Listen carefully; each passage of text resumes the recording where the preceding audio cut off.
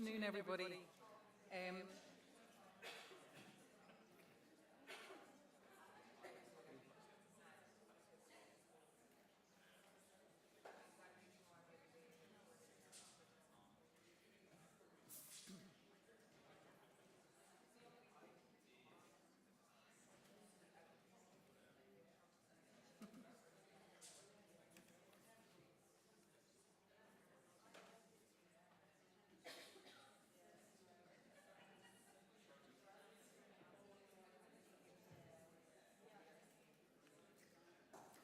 Hi, everybody. It's with great pleasure that Irma, Katy and I welcome you here this afternoon, and we are extremely grateful for all the help and support that we've had from not just all of you, but from the team at the Abbey and indeed the TicketSolve team who are here today to support us as well. We are live streaming the event, so bear with us with roving mics just for the sound for those people who are watching online. And also, the first event that we don't have to say you're on mute in quite some time is going to be a real joy, but we might get to there yet. The journey to today has been a long one. Over the last few years, people have been through extraordinarily difficult times, trying to reopen, rebuild audiences, and maintain and protect programs. I know that people have had difficulties, and it's not without some irony that we're here today in the Abbey, who lost the show last week, as indeed other people have lost shows as well. But I suppose the discussion about audiences became very important and very critical over the last few months. When people realised that maybe audiences weren't returning in as big a number as they might have expected, or not as quickly as expected. So we are hugely thankful to all of the people who've contributed to making this presentation and discussion today happen, not least of which are the Arts Centre and Venues Working Group, which is a Theatre Forum working group where this discussion started initially, with the support of the Arts Council for a facilitated group discussion to which many people contributed, plus Katy and Heather for taking on the Missing Audiences survey brief, but more importantly for today, what to do next. How can we work to help you and support you to develop audiences through the next coming months, which may prove to be a challenging and difficult time, but I think hopefully today we offer some support and some guidance or signposts as to how you might be able to do that effectively. Not to jump ahead, we'll get through this agenda this afternoon. The initial focus is on the Missing Audiences survey findings, and then followed by a discussion of what those findings might mean, leading into a look at an audience development tool that Katy and Heather worked together on. We'll be inviting your contributions all the way through, and we'll outline very clearly the next steps which we'd ask you to comment about and contribute to and enhance and improve in whatever way you think is appropriate. So over to you, Katy. Thank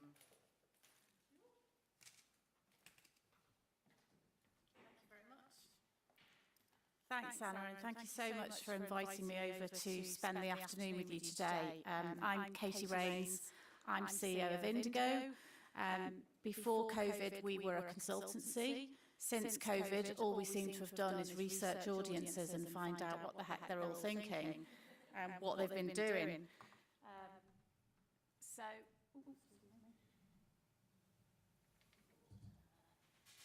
I feel like I've spent the last 2 years immersed in COVID land, as I'm sure you have as well, and I've very much immersed myself in trying to understand what audiences have been thinking and feeling, and talking to lots of organisations about what we might do about that. So I'm going to present to you today the results of the Missing Audiences Ireland survey. We did a similar one in GB, and we've done a similar one in the north of Ireland. So if you're interested at all in any comparisons, all of that information is available. But we're going to focus today on what's come out of the Irish research and what we think that might mean. So the way the survey was done, I know a lot of you in the room will have been part of the survey. Basically, we created links for you to send out to your audiences, to people on your databases, so that we could ask them questions about what they've been doing, how they're feeling. So we had 36 participating organisations who did that. Each of them sent a link out to their own audiences, and then they also had a link to look at their own results in real time. So if you're one of the organisations, you should be able to see your own results. But what I'm going to show you today is the aggregated results for all of you. So 73% of the organisations who got involved were arts centres and 27% theatres. And we had nearly 9,000 audience responses. So this is a really good, robust sample that we can be really confident is a big enough number to be representative of your theatre audiences. That's the age profile, which is obviously older than the population, but I would suggest, and I'd be interested to know whether Heather agrees, that this is very representative age-wise of the theatre audience in Ireland. Yes, in most venues. So again, I feel confident that the responses we're looking at are representative of people who were previously going to theatre in Ireland. 8% identify as deaf or disabled. The reason we asked this question, and we asked it specifically as do you identify as deaf or disabled, rather than my preference, which is usually asking people about their access needs, because it's about their need rather than their disability. The reason we asked it this way was because of the context of COVID and around particularly people who are disabled or vulnerable being treated differently in regard to COVID, shielding and all those sorts of things. And what we'd seen in previous bits of research that we'd done is in some cases, this cohort did have different views than the rest of the cohort. We put the surveys out, it was all pretty quick, but some of you may have seen me do an interim presentation online of this, which was 3 weeks worth of results. But what I'm going to show you today is the full results that took us up to earlier this week. And it's important to note that of this sample, 36% of them say that they attend cultural events 10 or more times a year, or did before COVID. So this is a very highly engaged, theatre-going cultural audience. Okay, so we're deliberately not looking at the general population. So if you need to know what they're thinking about this, this is not the research for you. This is about people who were previously very engaged in coming to theatre and performances and what they're feeling about it. We took the view early on in the pandemic that, you know, there will be other people talking to the population about what they're thinking. We really wanted to know what theatre goers and cultural audiences were thinking, because if they're not coming back, we really are in trouble. So, you know, we know we've got a big job to do with people who aren't coming and have never come, but we needed to start with what we thought was the low-hanging fruit. So, on to the results. So the first question we asked them was, have you actually attended any cultural events, activities or venues since venues reopened? So we kept it really wide, because that could include a visit to a heritage property, a gig, a music event, could be a cinema. So, you know, have you done anything cultural, basically? And the good news is that 84% of them had. A further 4% have got a booking or have got plans in the diary to do something. And only 12% haven't been back to anything. So we're calling that our holding out segment, because they're the people who not only haven't been to anything, but they also haven't got anything in the diary. Okay, so for some reason they're holding out. So the first thing we're going to do is just look at that holding out segment. So for the next few slides, I just want you to bear in mind that this is 12% of the overall respondents, and we're just going to focus in on that little slice for a minute. So, not sure if you can see that, but we asked them, okay, so you haven't been to anything. Could you tell us which of the following might be reasons for that?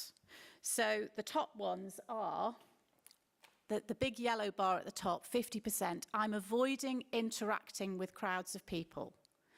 The second one is that I'm concerned other people won't comply with the venue's voluntary COVID safety requirements. Okay, and they're the two biggest ones. So in other words, I'm trying to stay away from crowds of people who I don't think are going to behave themselves. Yeah, so that's where it's at.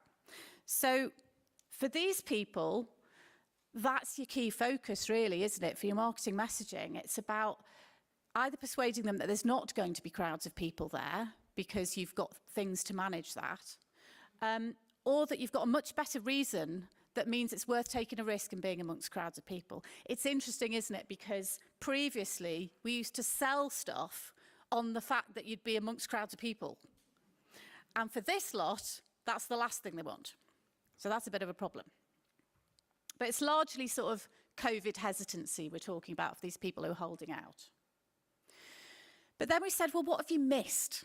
If you haven't been to anything for 2 years, what have you missed from attending? And remember, these are really highly engaged cultural attenders. So what have they missed about not attending cultural events and venues? And the top few are, the top one is the buzz of being at a live event. You know, there's nothing better, is there? You can't replace that.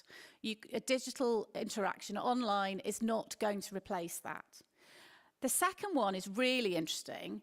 Having something special to look forward to get me out of the house. That's what they've missed. And these are the people who haven't been to anything. And interestingly, I'm not going to do this all the way through because I know it's really annoying when people do this, but that's much higher than England, right? In England, that's way down. So, you know, the Irish theatre goers really miss that getting out there and having something to look forward to. And then the third one down is seeing performers I know and or admire in the flesh. That sense that you're in the presence of the actors that you love, the performers that you love, and they're there, and you're sharing that experience, and it's unique. And then further down are things like supporting my local venue, which is quite high, 36% saying that, which is really encouraging. And then the shared experience in the auditoriums right down there, whereas previously I wonder whether that would have been a bit higher up, I don't know. And then further down are things like being in an audience of like-minded people, making a night of it, having dinner and a show, that's quite a long way down. And then quality time in the company of family and friends. They clearly don't like their family and friends. So, okay. But again, these things should perhaps, and we'll come back to this a bit later, these things are a bit of a clue as to how we might start to focus some of our marketing messaging on reminding people of the things that they used to enjoy about it, the things they've missed, the things they're nostalgic about for their trips to the theatre. And then remembering, we're still talking about this 12% who haven't been to anything. If you had to say now, and some of these responses were just this week, how you're feeling about booking or planning a visit, which of the options would you choose? Only 40% say, I'm happy to book or visit now if there's something I want to see. 10% of them aren't planning to book or visit at all. That's really scary. And 50% are saying, oh, I'd rather wait until the COVID risk is lower. You do have to wonder what they're waiting for. I mean, I know we've seen a spike in the last couple of weeks and everything, and it seems to be back on the agenda again, but we ran exactly the same survey in England and in the north of Ireland in February, and they were still saying that back then when it did look like everything was over. So, don't know. Okay. And then the final question that we asked these people was, as things stand today, in the next 12 months, do you expect to attend cultural events and venues more or less than pre-COVID? And I don't think it's a great surprise to see that for this audience, this holding out segment, over 50% are saying I'm going to come less often or much less often than I did before, because they haven't been to anything. Okay, so that's kind of what you'd expect. But when you just pause for a minute and go, but hang on a minute, these people were very, very frequent attenders before, and over 50% of this 12% are saying, oh, I'm going to go a lot less than I did before. So we're going to unpack that a bit later, aren't we? Okay. So now I would like to look at the other bit. I would say half, but it's a lot more than half. So our lovely 88% of people who have either been back or have plans to come back. So let's focus on those now. Go on. There we are. Okay. So one of the questions we asked these people is, okay, so you've been back to cultural events. 84% of you have been back to something. Another 4% have got a booking. Have you been to the organisation that sent you this survey? Because obviously you each sent it out to your audiences. And only less than 2/3 of them had. Okay, so there's a big chunk there of people that are back, they're going back, they're not COVID hesitant like the holding out people, they're not avoiding naughty people, they are up for it, but they haven't been back to your organisation. So why haven't they been back to your organisation? Well, they haven't been back because there hasn't been anything I've wanted to see. So for them, it's about the programme or the reason to go back. They want to go back, but there hasn't really been anything that's enticed them back. It's not COVID hesitancy with this lot. So again, is there a clue there for our programming and our marketing messaging? Okay. Then we asked these people how often they expect to attend compared with pre-COVID. And it's sort of balanced out, really. There's some of them at the far end saying, oh, I'm going to come less often. Some of them saying they're going to come more often, and the majority in the middle going about the same. Okay, so the encouraging news is that this lot are really, you know, they're open to persuasion, I think. They're coming back and they're in the game. Okay. Then we asked these people, so when you go to a cultural event, are you more or less likely to do any of the following stuff? Have a drink or snack at the venue, pre-order drinks for the interval, go out for a meal somewhere nearby, or buy a programme. So we're interested in to what extent this is going to affect the secondary spend, because we know for a lot of you that's a really big part of the income equation. And interestingly, slightly worryingly, you know, pre-ordering drinks for the interval, having a drink or snack at the venue, they're less likely to be doing these things. They're more likely to go out for a meal somewhere nearby, but that's not going to help you because that's not money in your bank. And they're less likely to buy a programme. They probably, I don't know if any of you are doing digital programmes or what it is, or I don't know why they're not going to buy a programme. It can't just be because they're handling something, surely. Anyway, so that's just in there to sort of just have a think about, are there things that you could do to make them just feel that that's a bit more available to them? Presumably, they're just trying to minimise the time they're spending in the venue, that if they are coming, they're going to come in and see the show and leave. And that doesn't help you because you want that secondary spend. So how, you know, are there things we could do to make that safer for them, or perceived safer for them? Okay, so let's talk about risk and safety measures and things. I can't believe we're back talking about this stuff again, but anyway, we are. So we asked people to rank things as whether they were more or less risky than going to a cultural event in an indoor venue.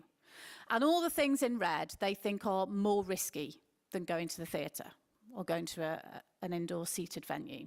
Going to the gym, indoors drinking at a pub or bar, going on public transport, and we're really in trouble, having both been on an aeroplane today, going on an aeroplane. COVID-riven. So all of those things are more risky than going to the theatre. And the things they think are less risky, bizarrely, staying overnight with family and friends. We know that COVID is household transmission, so it's not rational at all, but they want to do that. So, so they're kind of going, well, that's all right, it's not risky, is it? Staying overnight in a hotel, similarly. I mean, bonkers, we're doing that as well, aren't we? Shit. Indoor dining in a restaurant. So, but what I take from this is, this lot don't think it's a big risk to go to the theatre. They don't see coming to a cultural venue as being particularly risky, really. So I don't think that's what's going on. And then we asked them how comfortable would they feel attending a performance with no restrictions in place, which is pretty much where we are now, I think, in most cases. And interestingly, the total at the bottom, sorry, this is a bit graph-tastic, this one, sorry. But at the bottom, 24% of all respondents say they'd be very comfortable and another 36 fairly comfortable. And then what we've done here is we've broken out the difference between that holding out segment, the people who haven't been back, and the people who have been back. And even in the holding out segment, 21% are very comfortable and 37% fairly comfortable, in theory, but they're not bloody doing it, coming to a performance with no restrictions in place. So it's not quite as bad as you might think. And would any of the following make you feel more comfortable attending? So for the ones who've been back, all audiences and visitors encouraged to wear masks is, what's that? Hang on. 45. Just have to check. 45 say that that would make them feel more comfortable if all visitors were encouraged to wear masks. But weirdly, at the bottom, masked performances taking place within a run of shows. So by that, I think we mean everyone has to wear a mask, and only 9% of people want that. So again, it's a little bit contradictory, isn't it? And it's not very rational. But as you'd expect, the holding out segment is higher. You know, so 58% of the holding out segment say they would feel more comfortable if all audiences were encouraged to wear masks. But bear in mind, that's 58% of 12%. Okay, so it's marginal, really. Socially distanced performances taking place within a run of shows. I think I know one organisation who's doing that, and they have the luxury of tons of funding, long run of shows, and able to probably offer the socially distanced performances on the least attractive nights. But they have a really old audience. So they've probably worked out that actually they need to offer that in order to keep their old audience, who also give them lots of money and donations, engaged. If you haven't guessed who they are, I'll tell you who they are later. Okay, so Carol Vorderman alert. I am now going to do some dodgy maths. No, it's not dodgy. I have had it checked by some proper statisticians. So what I've tried to do is say, okay, so with all of those numbers, what might that mean for your average theatre or arts centre in Ireland? So I've come up with the missing audiences calculator. Took a long time to come up with that.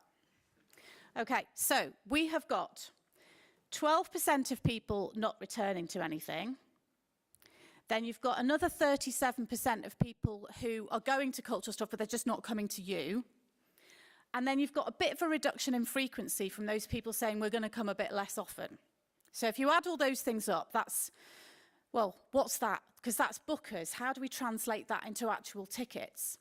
So what we've done, this is where the dodgy maths comes in. We've come up with a fictional Indigo Playhouse, which doesn't exist. It's very, very badly run theatre. I'll tell you a bit about it in a minute. But their average capacity over a year pre-COVID was 66%, which I believe, Heather, is about right for Ireland. And the balance of tickets sold to people returning and new audiences is about 60-40. That's about the same. Okay, so those are the assumptions we've made. So we take those figures from the survey and we play them through into what does that mean for actual tickets, the reduction in tickets. So that 12% of bookers not returning anything translates into about 6% of tickets, 15% those not returning to you, and 5% the reduction in frequency. And that gives us a 26% reduction in capacity, which if you then knock that off, your 66% takes you down to a really scary looking 40%. Having been a marketer, theatre marketer all my life, 66 is about respectable. 40, I would get bollocked, basically. So, but it's worth saying, A, the Indigo Playhouse is really rubbish because they are going to change absolutely nothing. They're going to go back to their programming model as it was before. They're going to assume that their audiences are going to behave exactly as they did before, and they're going to change nothing. And they're going to be in big trouble. But I think what Heather and I are going to try and talk to you about this afternoon is how doing nothing isn't an option, and what we do have in our toolbox to help us chip away at some of this. But I think it's useful to have something like this, because I think there are people who, especially on the programming side, who can still be quite blinkered. I'm probably being overcritical, but I think it is easy to just go, well, why aren't they coming? Why isn't it like it was before? And let's just make it so. And I do think it's worth just bearing in mind the challenge we've got in front of us, but it's not insurmountable, and we can do things about it. Okay. I have to say, Katy, that when I saw that 26%, I had kittens. You know, that's a really scary number, isn't it? But actually, when I looked at it more closely, there is some really good news, because, well, better news then, all right. Because when we saw the Arts Council's huge piece of research that they do every year from autumn 2021, 81% of audiences, of the population who had been attending before COVID said that they intended to come back. And what this is showing us, because I must admit I was pretty sceptical, what your research is showing us is that that's actually happened in reality. You know, 84% have actually come back already, and you've got a further chunk that are coming. But we need to really do something about this, because the 26% drop in ticket sales is very, very scary. I mean, maybe it's the detail. I mean, because you've got a big sample, and okay, 36% of them have been 10 or more times, but that means that, you know, just under 2/3 are less frequent than that. And I know you've done a lot of kind of detailed analysis of this.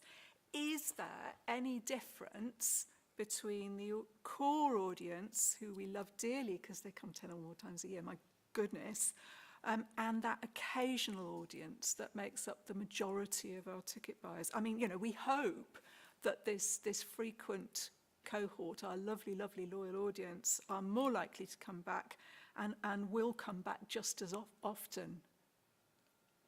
Oh. Sorry.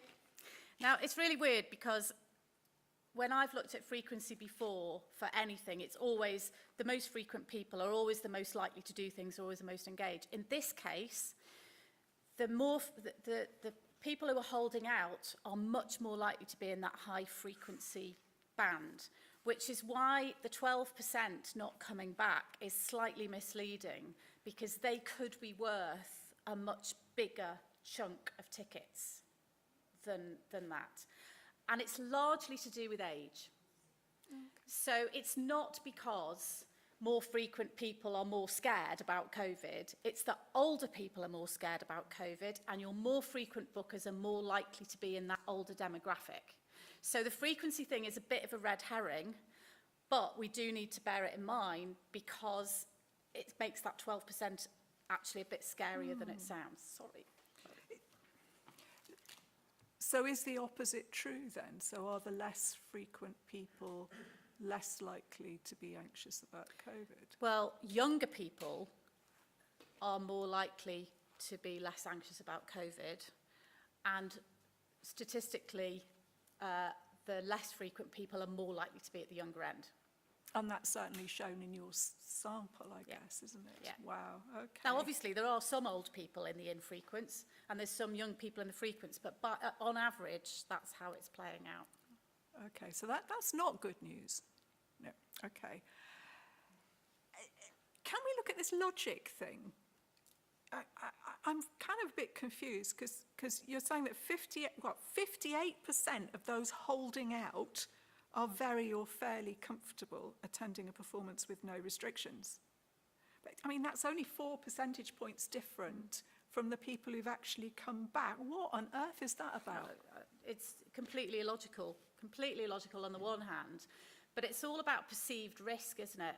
And we did another piece of research where we asked people who had a booking in the diary how they were feeling before they attended, what their kind of level of worry and anxiety was about the, and for most people, we did it quite early on, so it was going to be their first attendance since COVID. And there was a kind of moderate level of anxiety, even though they'd sort of booked a ticket. And then we asked them the day after the performance how they felt about it, and it had gone right up. And not the anxiety, the confidence. Sorry, misleading there. So what we deduced from that was that the act of attending built confidence. And if you haven't attended something for 2 years, and there's this sort of low level of anxiety, and it becomes more of a barrier the longer you leave it, and people have just got out of the habit, I think. So that kind of getting them over that hurdle of that first visit back is the crucial thing we've got to do. Because then reinforcing the fact that they've had a good time, and the number of people that think, oh, I don't know what I was worried about. And I remember the first time I went on an aeroplane after COVID, and I was really quite anxious about it. And afterwards I was like, it was fine. It really was fine. And I think people are feeling a bit like that about theatre. So we've just got to try and get them over that hurdle, I think. Yeah, it's interesting because I've been doing a lot of focus groups, and something that's coming out here in Ireland, and something that's coming out quite strongly is people don't realise how rarely they're going out now. It's like going out, they've lost the habit. And I've had people say things like, it's only since I've been to this focus group and talked about it with other people that I realise how little we go out, and I've got to fix that. So there's this habit thing, I guess. We've all got into a bit of a rut, I think. I'm just as bad as everybody. And you sit there in your slobby lycra and kind of go, oh, I've got to get dressed up. I had to wash my hair this morning. But it's that, and you think, that's ridiculous. And then when you do it, and you kind of go, oh, this feels good. It's really nice to have washed my hair this morning. I have washed my hair in 2 years. Not very often, but... Okay. And then the other thing I don't understand is of the holding out people, 50% are avoiding crowds of people. That's only half of them. What's stopping the rest? I don't know, because, again, it's perception, isn't it? I mean, they're not avoiding staying with their friends and family, which is probably where they'll get COVID. So I think they're making choices based... There's got to be a compelling reason to do something. If you want to see your family, you might take the risk. And maybe that's what... we'll come back to this, but maybe we're just not giving them a good enough reason to do it. It sounds emotional to me, that there's this low level of emotional, persistent anxiety left over from all the crises we've lurched from. And I think that's interesting. It sounds like it's small, enclosed, indoor spaces with strangers. Yeah, who won't behave themselves. Oh, yeah. Okay, yeah, so it's other people. But, I mean, were there any differences across the respondents in that? I mean, are we talking about different levels of anxiety, or is this just... What, with the holding out lot? Well, with the people who've come back, they sound just as anxious as a lot of the people who are holding out. Yeah, I think it's just the background noise, isn't it, of COVID. But when they choose to, it doesn't bother them. They'll go to a football match, or they'll go to this, or they'll go to that. I think they're quite selective in when it bothers them. I don't know. They're a funny bunch, aren't they? Well, that's quite good news, because it means that we don't have to make a logical argument. We just have to be reassuring. I think we have to be reassuring, but I think we also have to give them that emotional shove as well. Giving them all the reasons that this is safe and that's safe. Great, but I've still got to get out of my lycra and wash my hair. I need a really compelling reason to bother. Yeah. Shoes. First time in 2 years I'm actually wearing shoes, not trainers. Literally. Well done, I'm joking, but that's true.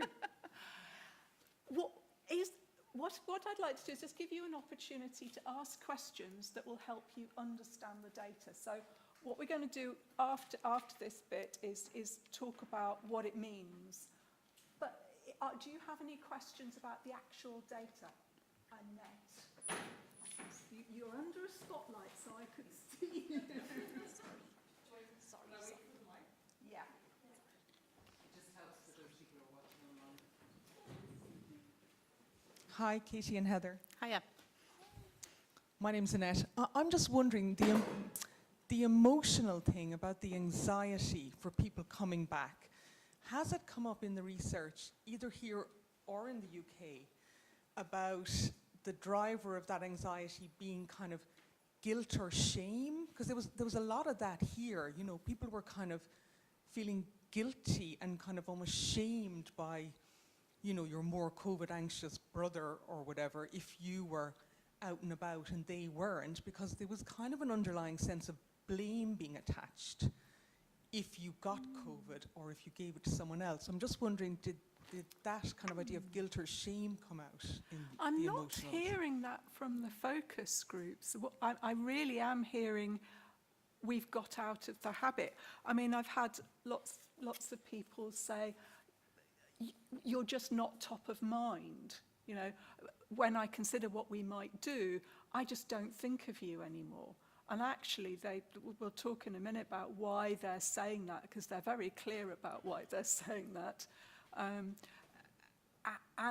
it is a habit thing. It's really interesting because during COVID, people were talking about having met their neighbours for the first time while they were sitting on their doorsteps drinking gin and tonics. And then they say, but we haven't seen them since. So there's a whole kind of habit thing that's kind of like just disappeared over 2 years. I think what I have seen is, I mean, funnily enough, we didn't ask questions about guilt and shame in maybe we should have done in the survey. Well, it's difficult to But tick it is the box that's really saying hard. I'm feeling feeling ashamed, isn't it? But I think what we have seen is that people have assumed that it's people not like them that are behaving differently to them. And that's something we need to show them. These people are just like you and they felt safe. Because I think they've othered the people that are behaving not like them and got, oh yeah, but they're younger or they're this or they're that. We need to remind them that actually, no, you know, Mrs. Cannybody, who's just like you, has been to that and she thought it was great. So we need voices of people who are like them saying, this is actually fine. And maybe those people that's coming through, maybe they've got themselves in a bubble of people that are all saying that, and they're feeding off each other. So we need to drop some voices into that of people that they would see as being like them, that are giving them the alternate view. I've had audiences saying that as well, yeah, that they've ended up in this bubble of people who are just like them. Yeah. Any other questions about clarity? Yeah.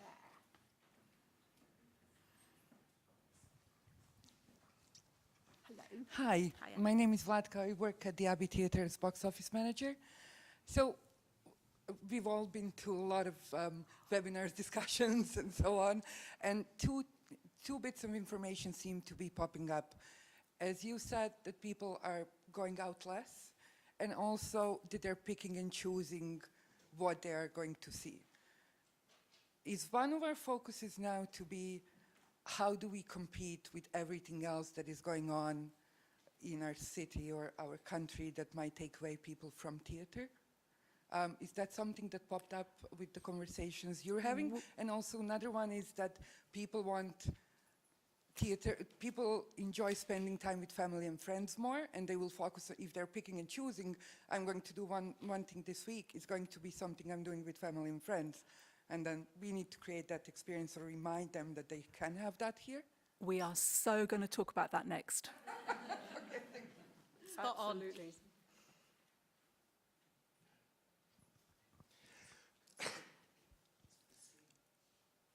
Come into the mic a bit. I'm not going to say anything. I will when I say something. I just wonder, so the cohort of people who attended a cultural event post-COVID, but did not go back to their art center or theater, do we know if they went back more to cinema, for instance, rather than theater or art center?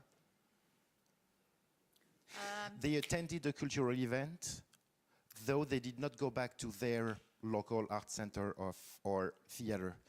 Does it mean that in cinema there are more attendees than before? No, they're more likely, if they haven't been to the cultural organisation who sent them the survey, they're more likely to have been to outdoor events, things outside, and not anything indoors, and that would include cinema. We haven't seen a big spike in cinema. In fact, cinema's having lots of problems as well, sadly. Yep. Any other questions about clarity? Oh, lovely. Louise Donlan here from the Lime Tree Theatre and Bell Table. I just want to, on that question, I was part of a number of venues got together and compared some box office figures from February to the end of June, and any art centre that showed film saw a significant drop. In fact, cinema was the worst performing element of our programme. So just in answer to that previous comment. Wow, so cinema was the worst performing element of your programme. Wow.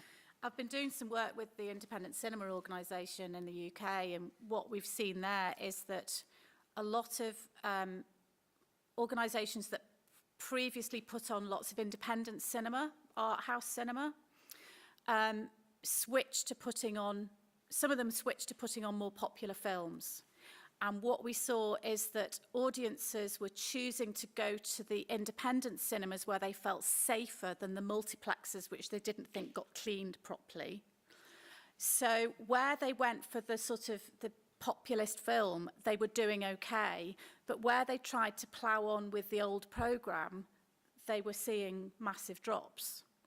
And my conclusion from that was that actually that wasn't, because they were sort of saying, oh, we think people have changed their film tastes. And I was like, no, you've just moved people from there to there.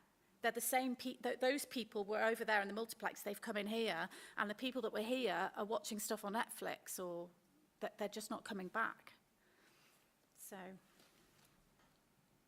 I mean, that's good news as well. Yeah, I got a new people audience. In. Yeah, we've got to keep putting on Spider-Man every week. Who wants to do that? Hi, Dave here from the Gate Theatre. I was just wondering, was there any conversation about when people were booking, like how far in advance or anything? Because one thing I noticed when I looked at some of our figures were some of the poorer performing shows, when I actually look back at historical shows, in the lead up, they were actually quite similar up to a certain point, and then normally what we'd see is the week a show opened, there'd be a big spike, a huge jump, as obviously as awareness and stuff would happen. And what we're seeing at the shows now, they're not doing as well, is that peak is not happening, that it's kind of plateauing. So I don't know if other theatres have had the same experience or if that conversation happened with the audience. Yeah, I mean, throughout we've been asking the same question since right back in May 2020, when we started asking audiences about this stuff. We started saying, when do you think you'll be ready to book, or when might you book for? And it's consistently been 6 months away. It's like 6 months. I'll think about booking in 6 months, and then, but then when they are booking for something, it's quite tight. So, and we'll come on to some of the reasons for that in a minute, but a lot of it is about money and risk. So we'll come on to that in a bit.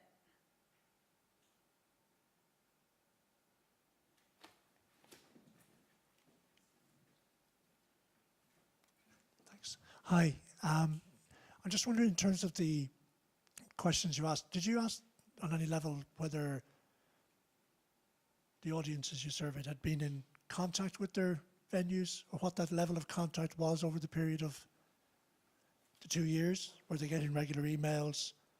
Were they engaging with those, and so on and so forth? Or were they just kind of abandoned or feeling that way? Interestingly, we didn't ask anything about that, but we've got evidence that supports this, in that, so what happened when we first started doing this in May 2020 was, it was in the context of that horrible period, which I'm sure none of us want to think about, between March and April, when it was just like, cancel everything. The only communication people were getting is, show's been cancelled, we'll sort out your money at some point. If you're lucky, is it being rescheduled? Am I getting a refund? What the hell's going on? I can't work my box office system, whatever it happened to be. So all they'd had was very sort of panicky service messaging, trying to tell them not to turn up to things. So when we sent the surveys out in May 2020 in the UK, we had this outpouring in the comments. We deliberately put comment sections, text fields in there from people just saying, I'm so sorry about all of this, and just amazing outpouring of stuff. And a lot of the organisations realised at that point that they'd completely forgotten they needed to keep talking to their audiences during this time. But then as the pandemic's gone on, it's again gone back to that sort of very functional service messaging, and there hasn't been as, you know, there's been so much to communicate that I think it's been very hard to then go do the touchy-feely stuff. And most of the time people haven't known, you haven't known what you're going to talk to them about. You don't know what's happening next month. But we have seen a lot of comments where it's the first time the survey's been sent out from people saying, thank you, it's great to be back in touch. By and large, very supportive of the organisations. I don't think I've seen any comments with people going, what the hell have you been doing? Why haven't you been talking to me? And that I'm just so amazed by the response rate. I mean, it shows that level of response to the survey shows a real kind of, you know, commitment by the audiences, whether they're infrequent or frequent. I'm going to say a little bit about this later on because it's come up a lot in the focus groups. Hello, I'm Vanessa from The Complex. I just wonder whether you've discovered a fear of cancellations, because obviously theatre relies on people, performers, humans who are also subject to COVID. We have heard people afraid or reluctant to book because of fear of cancellation.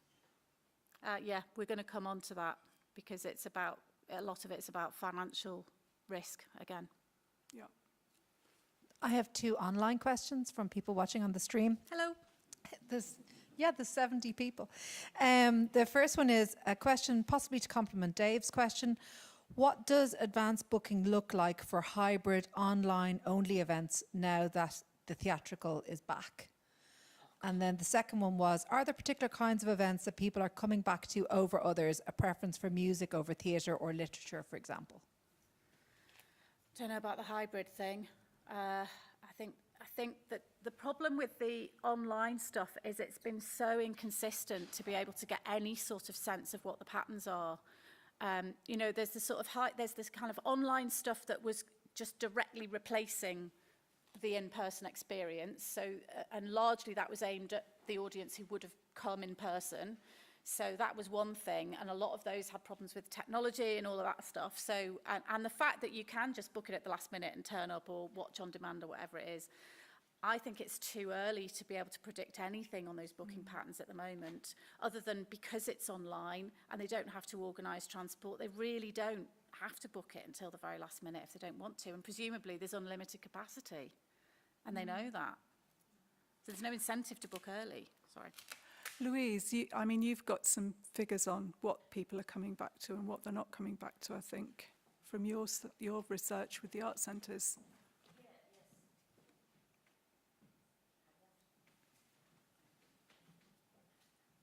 I actually don't have them in front of me right now. Louise, can you do rock and roll and really put your... Okay, up here. Okay.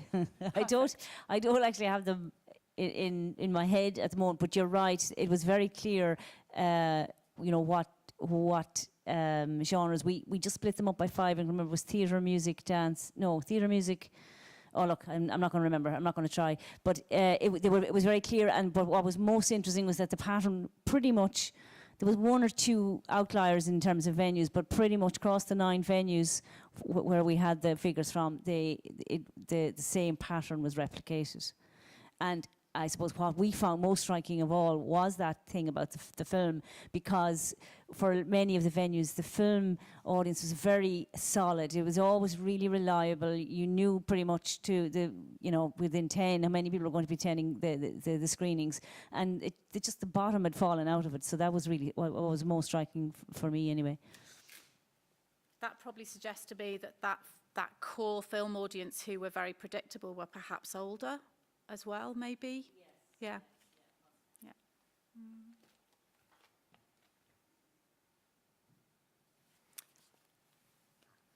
Okay.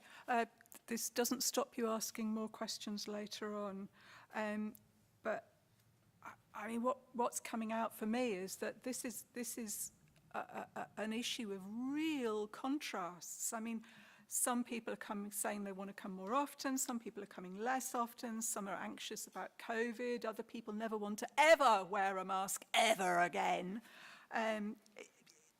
It's going to be really difficult to think in terms of a one-size-fits-all solution.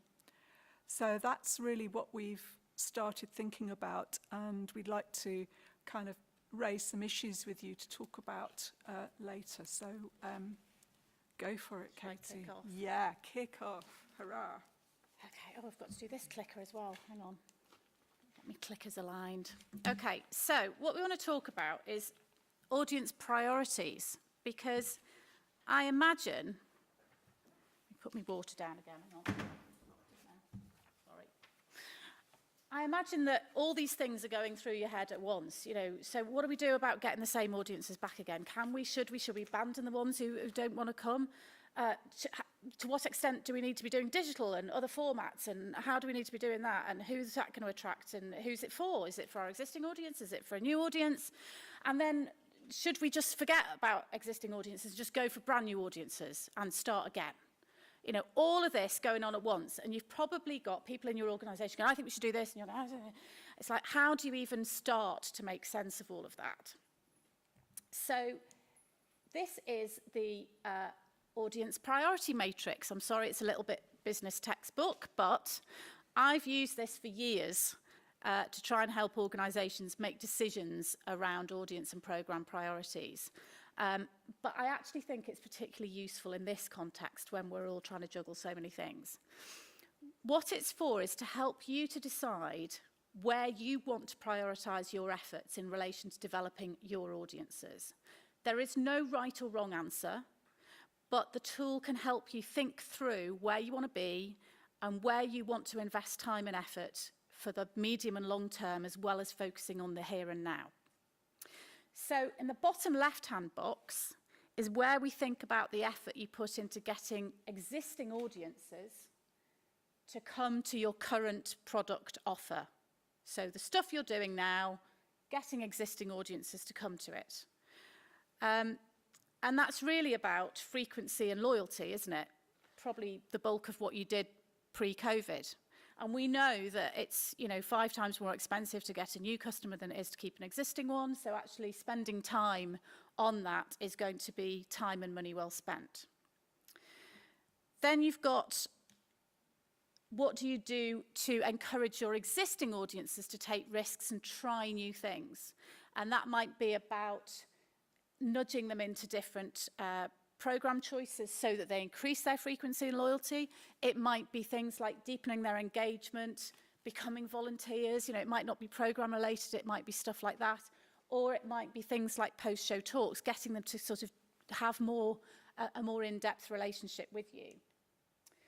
Then we're talking about your existing product and experiences to new audiences. So that's about what you're currently doing, but finding new people for it. So that's about growing your audience, not getting the existing audience to come back more, but actually getting new people to come. And then in the top right-hand box is kind of diversification, really. It's where you think about what projects or program or experiences would we create or do differently in order to attract different types of people. Okay. Now, a lot of people, when I've talked to them, have said to me, audience development is that top right-hand box. I would argue it's all of it, because it's about developing your audience in different ways. Now, you may decide for your organisation, some organisations say, well, actually, our mission is just get as many people trying what we do as possible. So that top left-hand box, it doesn't matter whether they come back again, you've got endless budget, but that's what we're all about, just getting lots and lots of people through. For other people, it's about making sure that they have a small audience that are really deeply engaged, not only coming very frequently, but really, well entrenched in the depth of their programme.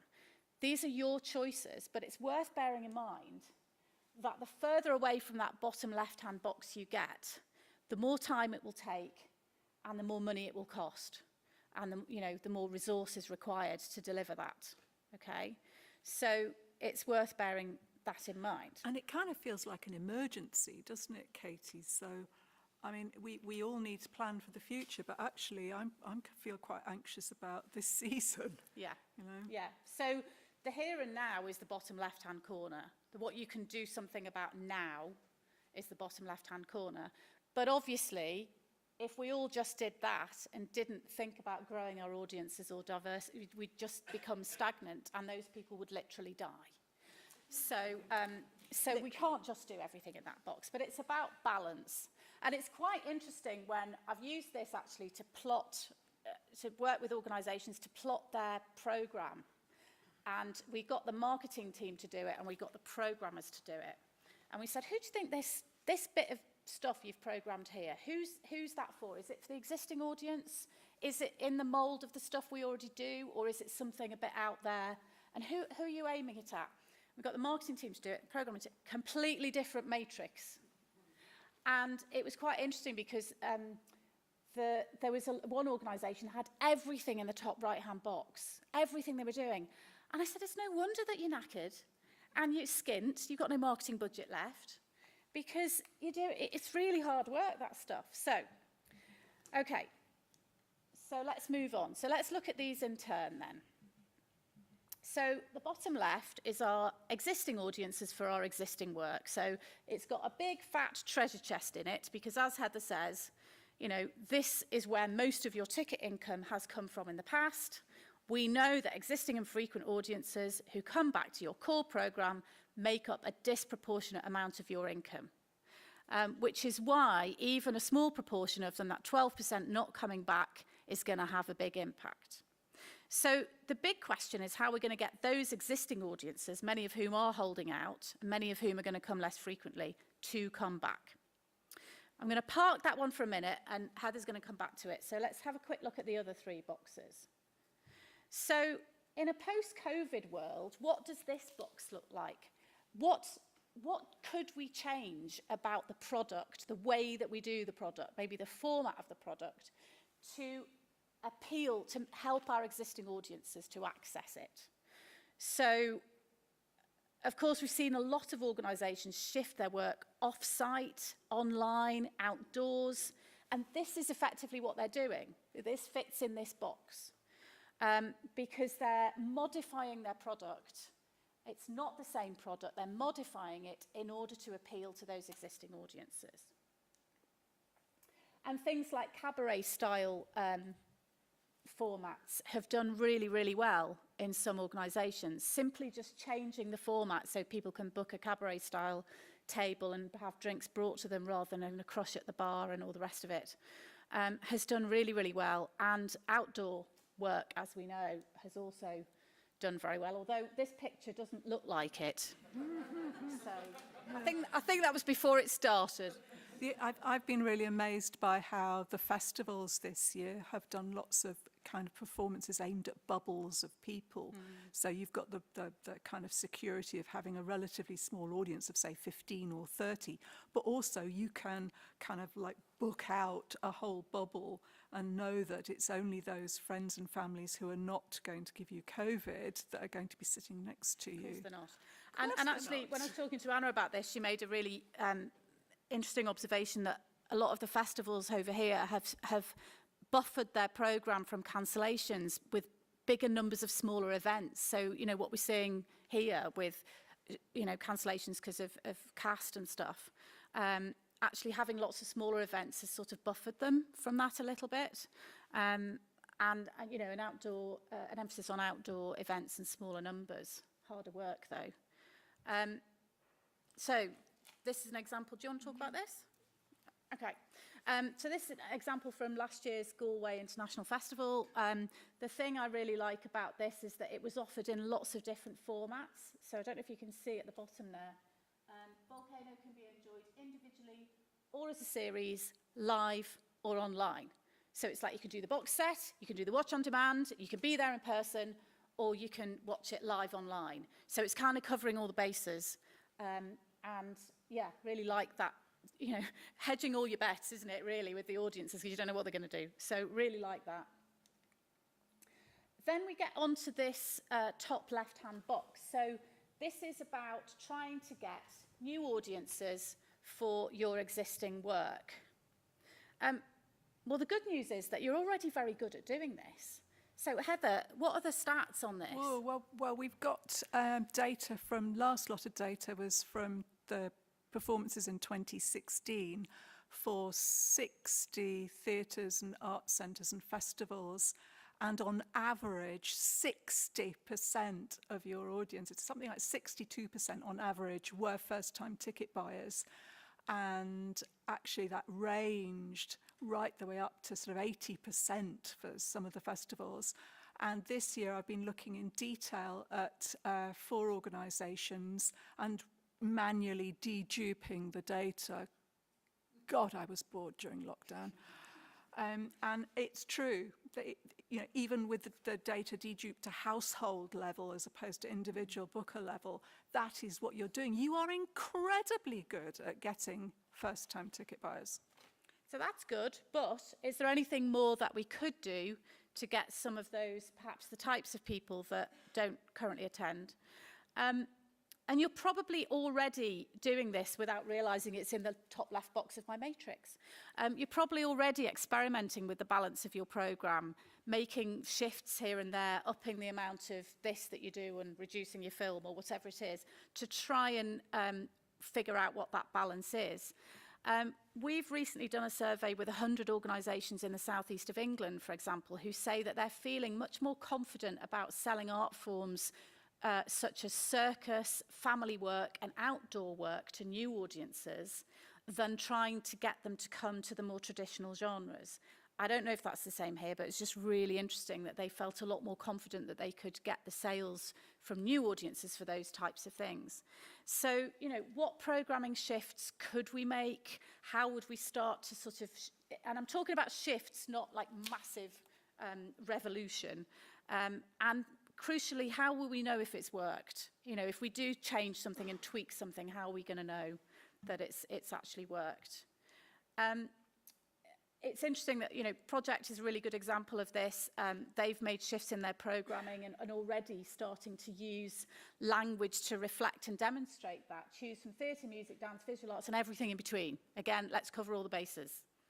So, really good to see that. And then the top right-hand box is our sort of, it's possibly the hardest, isn't it? Because it's medium to long-term stuff that we're talking about. And it's really about innovation, because it's about changing what you do in order to get people that you don't already have a relationship with. So that's kind of really hard stuff. What would we do differently in order to try and engage different kinds of people from the ones that we currently have now? We're going to spend some time looking at this in one of the marketing forums that are planned over the next few weeks. So I'm not going to dwell on it much now, other than to just quickly show you this, which I really like. It's an innovation funnel. So I haven't just got a matrix, I've got a funnel as well. Hurrah. Now, innovation always seems like a really good idea, doesn't it? Nothing else seems to work at the moment, so I'll tell you what, let's just do something really mad. But it's worth bearing in mind that it isn't just a mad idea that comes to you at 3 o'clock in the morning and then magically works. It's a process. It's innovation. It could be innovation around anything that you do, not just the artistic programme. It could be, we've seen innovation around format. That might be a clue. It could be around customer service, all kinds of things, not just artistic.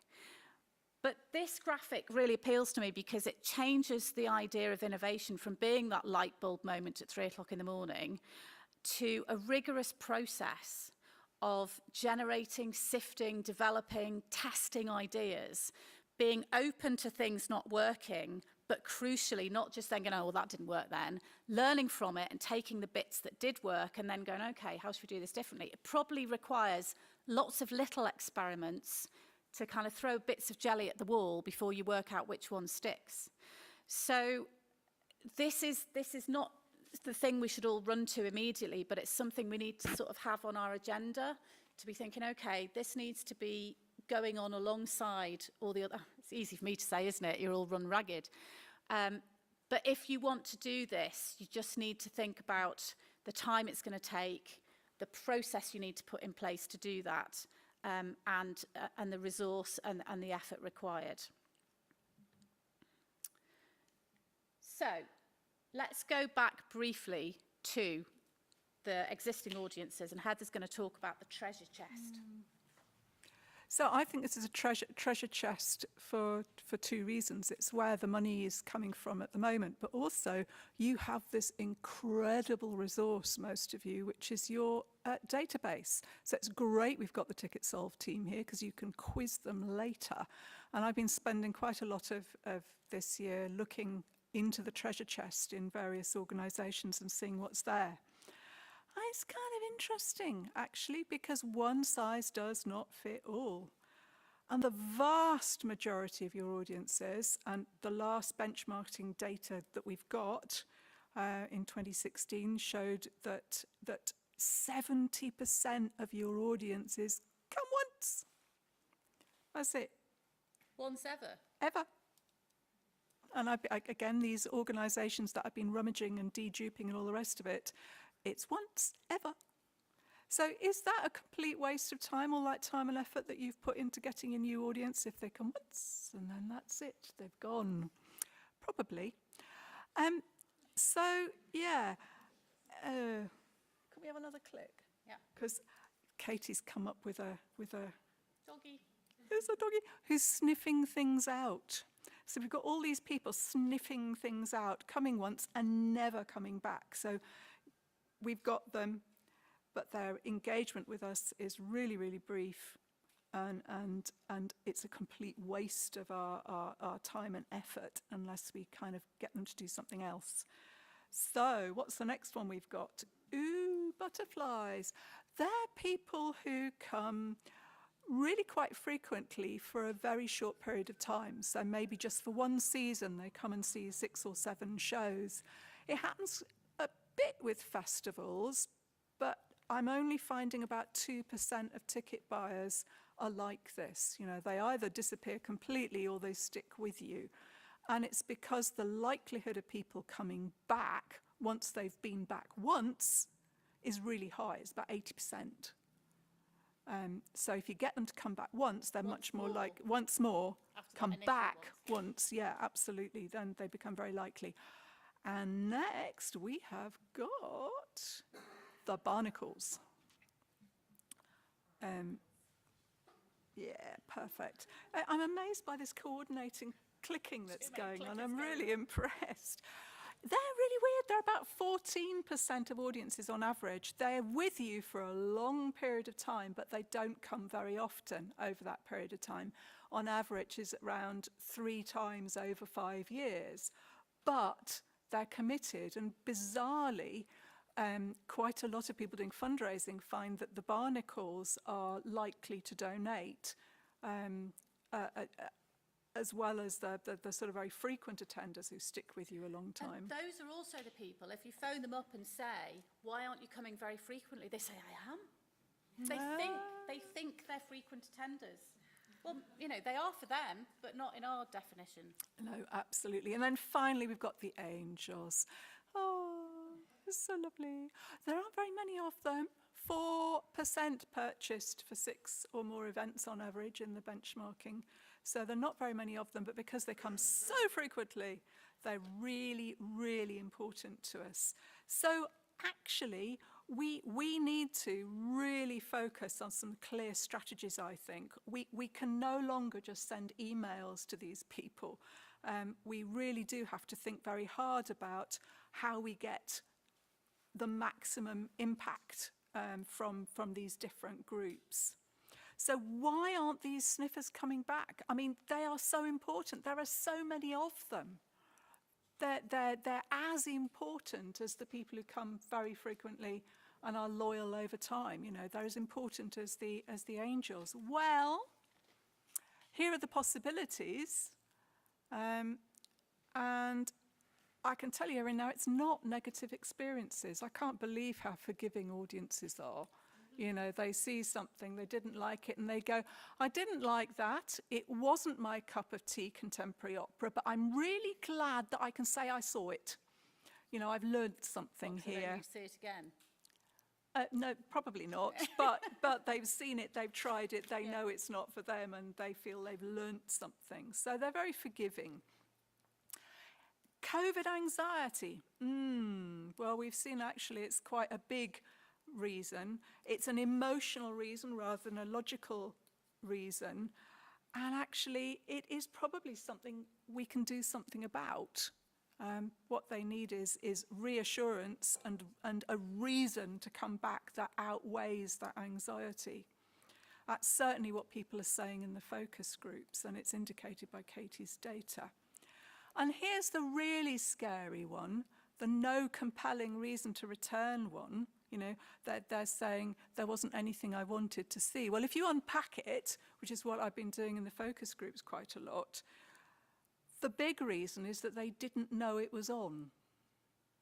And I've got audiences over and over again saying, you're invisible. I'm sure you're more invisible than you were before, before the pandemic. And I think there's something going on about how we engage with people. We've forgotten in our lurch to online over the pandemic, we've forgotten that actually we need to be visible offline as well. And the other thing is that we're not being persuasive. They're saying that you're not giving me a reason to come back. We're not getting on people's mental shortlists of things to do because of those two things. Well, I mean, that's what they're saying to us. Maybe, this is what's going on in our heads, but I am seeing this in reality when I'm looking at how people are doing their marketing. So we'll talk about this a little bit more later. And then there are practical obstacles. And I'm really interested in this practical stuff because everybody says the same three things, and this is whether you're in Australia, where they've done huge amounts of research, the United States, where they've done huge amounts of research, and the UK, where we've been asking, why don't you come since 1982 or something like that. Peter Verwey did the first survey, didn't he, back in 1982. Same thing. I'm not interested, I haven't got time, and it costs too much. But actually think about those things, because they're actually saying something really important. They're saying, I'm not interested because it's not relevant to me. I haven't got time because it's not worth the time, because it's not relevant to me. I've got better things to do. And it costs too much is it's not worth the money because it's not relevant to me. Yeah, because if you made the tickets a £5, if they're not interested in it, they're still not going to come. The Royal Shakespeare Company, when I was at the Royal Shakespeare Company, had this brilliant idea, free tickets. Could we get rid of free tickets? Well, yes, we probably could, but nobody came. We started charging £2 and people turned up because we placed a value on what was going on. Yeah, and then finally, it's this thing about it's difficult to get there. Oh my goodness me. A third of people are saying that they are likely to continue to work from home at least more than half of the week. And suddenly we've got a local audience who had maybe been thinking of the convenient, familiar journey as the one that they do to commuting, but now it's just walking down the road. Do they know what we do? Probably not. So let's unpick my rant about compelling messages. Okay. So we think we need the 3 R's. Get me things sorted out. We need to reassure them about that low-level anxiety stuff. So let's get that out of the way. We need to remind them of what they've missed. And we need to give them reasons to return. So it's kind of the why not stuff, but it's also plus the why. It isn't enough just to give them the why nots. Oh, COVID sorted, health and safety, hand sanitizer, whatever it is. That is important to some people, and it does need to be there, that low-level anxiety. But we also need to give them the compelling reason why. I'll do this. We trawled back through all of our various bits of COVID research over the last 2 years to try and unpick what this low-level anxiety stuff is all about. And what we came up with was that broadly, audiences were looking for 5 different types of reassurance, and some of them needed some bits of that higher in the mix than others. Okay, so early on, that health and safety bubble that's there in a small bubble at the top was front and centre, wasn't it? It was like masks, hand sanitizer, social distancing, all of that was right there, and it was at the top of everybody's web page and all the rest of it. And over time, that sort of disappeared, and it's just in some cases, it's just not apparent at all now. But I think, you know, this week, just seeing that what's happened here with cancelled performances and everything else, I think that's starting to be top of mind again for us. Not sure if it's top of mind again for the customers, not sure about that, but there will be some audiences. We know that holding out segment for whom they still need reassurances around health and safety.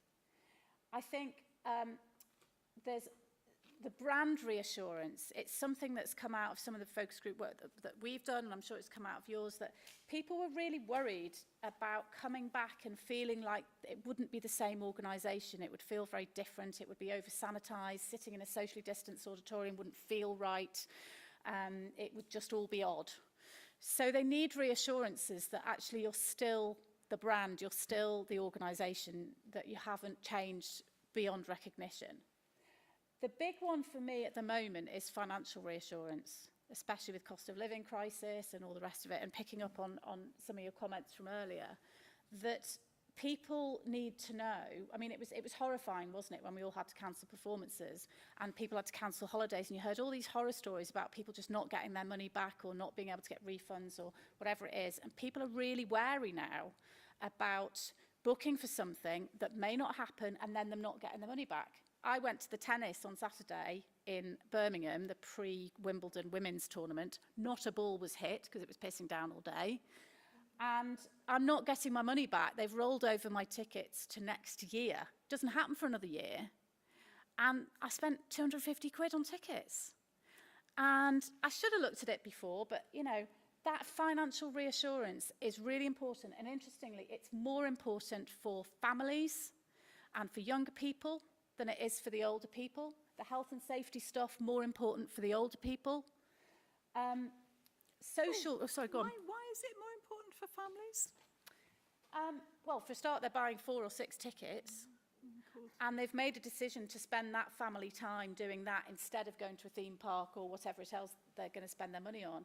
And if they think that they're not going to get their money back if it doesn't happen, and they then have to have that family experience and spend money on that somewhere else, they're just not going to book. So we'll show you a couple of examples of that. Social reassurance is the most important one for young people.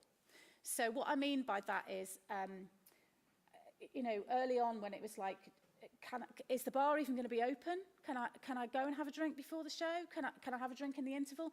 When we first started doing, I don't know what it's like here, first started doing performances again in England, organisations mistakenly thought that it was all about the art.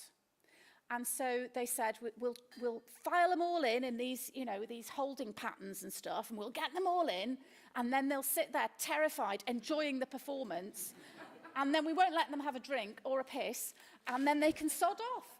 And it was like, you know, it was horrible. It was a horrible, horrible experience. And so that's social, for young people in particular, if I buy my ticket separately from my mate, it used to be general admission. Have I now got to sit in a certain space, and where are they going to sit, and can I meet them for a drink, and are we allowed to talk to each other, and all of that stuff, and do I have to pre-book my drink in the internet? It sounds like I'm obsessed with drinks, but you know, for that audience, it's really important. And we did some work with an EPOS provider who does all the kind of bar and catering software and stuff, to find out how important that element of attending an event is. And for those audiences, it is at least half. It's 50% of the kind of deal, the social bit, the having a drink, the going for a meal beforehand, all of that stuff.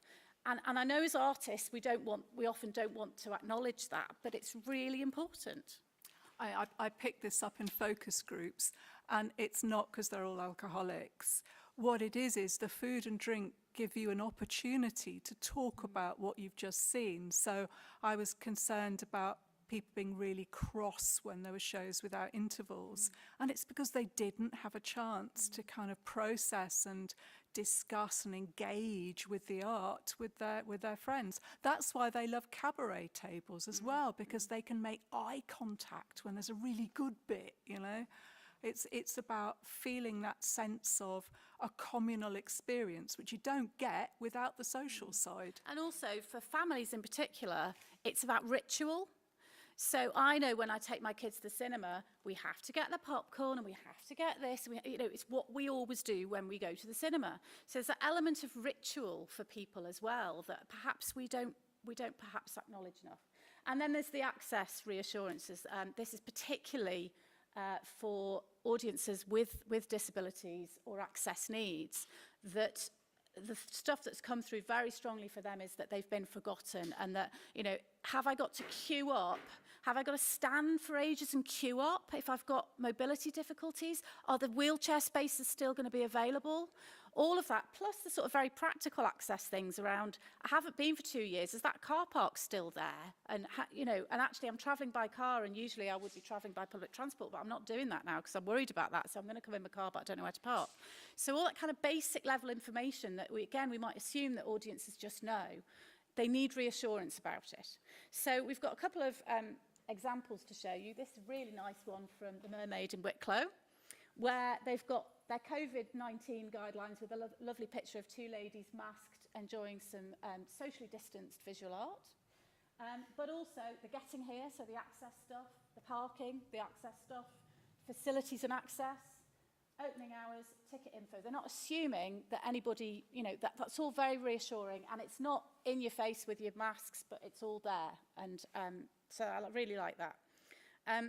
I really like this example from Coventry, one of my clients in Coventry, for the social reassurance stuff, because you remember we talked earlier about, oh, it's other people that are doing that, it's not people like me. So they worked really hard on putting some pictures of the sort of target audiences, two older ladies enjoying a cup of tea. So it's not even about what's going on in the theatre, enjoying a cup of tea, slightly socially distanced, and a quote from them: eased us back into the theatre gently, good social distancing, well done, Belgrade. These are actual quotes from their audiences, from their surveys that they've played out in social media, showing really positive images of people. Whether you would use quite the masked up images now, I don't know, but just that kind of gentle reassurance, really, really good. Then the Lyric Belfast, this is a really good example of the financial reassurance. Instead of no refunds, it's book with confidence, you know, what they're doing. So what do they say here? We've updated our terms and conditions. If you develop COVID symptoms, simply get in touch. Simply get in touch. And we'll exchange your ticket for another performance or a credit. No refunds. No refunds, but they've used such lovely positive language that I will book with confidence. Yeah? Maybe if the tennis had done that, I'd be less sore about it. This is another really nice one from Ipswich. This is massive. Our refund promise. Yeah? Now, they are giving you a refund, I think. Yes, you can have a full refund from them. So whatever your policy is, and a lot of organisations I've been talking to have been saying, oh, well, actually, we do have quite a good refund policy, but it's hidden away in the back end of our website in our T's and C's. And I know one organisation who had done that, and they put it right front and centre. They did a little logo that said, our book with confidence guarantee, and they saw those pre-sales massively go up. Just because they put it on their homepage, and on everything they sent out on email, it was front and centre. Basic stuff, but it kind of works. So, Heather, you're going to talk about this. Yeah, so we need to remind people what they've missed. And thank you, Katy, for asking the right question so that we've actually got a clue about what we should say to them. So it's about the buzz of being at live event. It's about things to look forward to get you out of the house. And what struck me so much is in the focus groups is people saying, I didn't know until I came and talked to this group about it, how rarely we go out nowadays. We've got to sort that out. So they're not even aware of of the change in their habits, and they need a nudge to understand, you know, that actually they used to do really exciting stuff and look forward to it. Yeah. And then it's the big one, the reasons to return. The reasons to return. I mean, we've talked about relevance, haven't we? I love some of the examples that we've seen of this, and we'll show you one in a minute. But we're not very good at talking about things from the audience's point of view, and I think we've really got to change that. We're also very bad at reflecting the audience. So I was really struck by the Belgrade Coventry examples, where you're actually seeing yourself in the marketing material. You're actually being invited to be part of this whole thing. It's not just images of the shows. And in some of the focus groups, people have actually talked about that kind of image in a really, really positive way. You know, actually seeing themselves having that experience is really powerful. I know that in the facilitated discussion sessions about this, people talked about the things that were selling really well being the kind of jolly, happy stuff. I think there was an extra dimension to that, which is not everything has to be jolly, but it's got to be life affirming. Everybody's so fed up with feeling miserable that actually the sense of there being a positive, they're going to come out of the event feeling positive, is really important. And their well-being is so important to them now. I mean, goodness me, in the focus groups, people talking about the impact of lockdown on them, on their mental health and so on. It's really staggering how much it's made a difference. This idea of not only empathizing with characters on stage, but feeling part of a group of like-minded people, feeling emotions together. And again, this idea of deliberately going and finding something that's going to change your mood.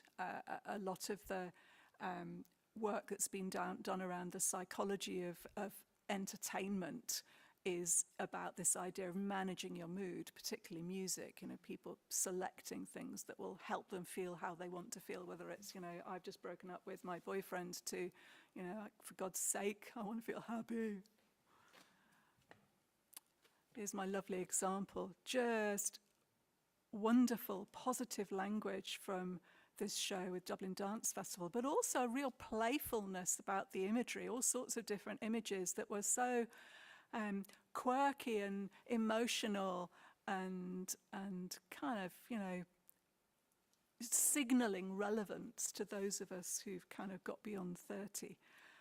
What I like about this example is that, you know, the older generation are the ones that have been told to hide themselves away to stay safe, and they're vulnerable and they're not strong and powerful. And the wonderful thing about this image is it's actually giving, I mean, this is the target audience, let's face it, for most of us, this older audience, and they've been made to feel frail and unwanted and hidden. And this image in itself just goes, no, you're strong and powerful, and it's just really wonderful. That's more of that, please. So we had a go, didn't we? We did have a go. Tying this back to our little personas with your existing audiences, you know, the butterflies and the sniffers, their reassurances that they're going to need are going to be much more around that kind of financial reassurance that, you know, that they need. Are they going to get their money back if they can't come or the show's cancelled? And that social reassurance we talked about. Whereas the people who've been with you a longer time are they're going to be looking for the brand reassurance. You know, God, have they changed? And the access stuff. You know, am I still going to be able to get my favourite seat? And can I have that seat where I can stretch my legs out? And all of that stuff. And the health and safety stuff is going to be more important to them. And then the reasons to return, the butterflies and the sniffers, it is going to be much more about that buzz of a live event and the get out more. You know, come on, get your glad rags on, do your hair, get out. And that FOMO, you know, the uniqueness of that experience, really playing up the fact that they are going to be in the presence of that performer, and that performance is never going to happen again like that. You know, that immediacy that I think we've all now really understood post-COVID, that grabbing those moments. And for these people, again, that are perhaps more culturally engaged, you know, seeing their favourite performers again up close, real-life actors up close, something to look forward to get them out of the house. The shared experience, as you were saying, Heather, much more important to those people, being with their theatre tribe again, and supporting the venue, much more important to those. So, you know, you can have a play with this, but those were our thoughts on the sort of reassurances and the sort of reasons too that you might think about. Heather, I think nearly there. That's the message, but I think there's a really huge issue that's come out in the focus groups. We've mentioned it already, and that is that we're invisible. Seriously, we're invisible. People are literally saying, I can't find out what's on. I don't know what's on. You know, you used to be really visible, I could tell. And it's because we're not doing the basics that we used to do. The number of organisations that said to me that they don't any longer do enough print to distribute around town. They don't do posters. I mean, I thought it was interesting with the Jubilee. I was fascinated because... That's the Jubilee in Britain, oh, for yeah, those of you our Jubilee. I'm very proud because I spent the whole of the Jubilee being a town crier assistant wearing a big black moustache. 4 days with a moustache. My top lip suffered. Yeah, why a moustache? You're supposed to be the Queen or something. Well, because I was the town crier's assistant, you see. So. Of course you were. Right. Yeah. Sorry. I hid and avoided the whole thing. Yeah. So I was looking at what were the villages in my kind of county doing to get the whole community out. You know, when they hadn't been out for ages and people were still feeling anxious. They were doing things like putting the programme on the front of the village newsletter, that banners everywhere saying, you know, come and join your community in doing this thing. Posters everywhere, you know, literally everywhere you went there were lampposts with posters on. And it was the stuff that's about reminding people you're there, because focus group participants were saying to me, I don't open emails anymore. I'm just so sick of all this online stuff. I just don't open them anymore. The algorithms are now making it almost impossible to get your message in front of people via social media. I follow loads and loads of Irish arts organisations. I get nothing, because I'm not near enough to you to get your advertising, and none of your organic social media posts are getting enough likes or shares to actually get anywhere at all. So we're literally invisible. People are saying, you know, you've been gone for 2 years and suddenly you expect me to go and find your website and find out what's on. You're just not at the top of my mind. You're not an option. So we've got to change the way that we're doing our messaging for the moment to account for post-COVID. You know, we've got to be visible, because this C element in you know, the conventional way of looking at this, we're just not there. So we're not even doing the think stuff because we're not visible. So we're not on the short list, so they're not choosing from what we've got. We're really, really good at you know, persuading them to buy tickets for an event, but that's only the people who've actually seen our message, and that's only a small proportion. And we're really, really, really good at the care stuff. Oh, hang on a minute. What about that 70% who only come once and then disappear? So we're actually only good at the care stuff with our very frequent, very loyal attenders who bother to open the emails. So there. That was a rant, Katy. Yeah. Oh! I'm scared. Right. Okay. We've done that, haven't we? That was us in conversation. We've had a conversation. Yeah, we've done that now. Let's head over there. Just sit over here. Who wants to go over there? Cool. With me. I'm hoping I've got one.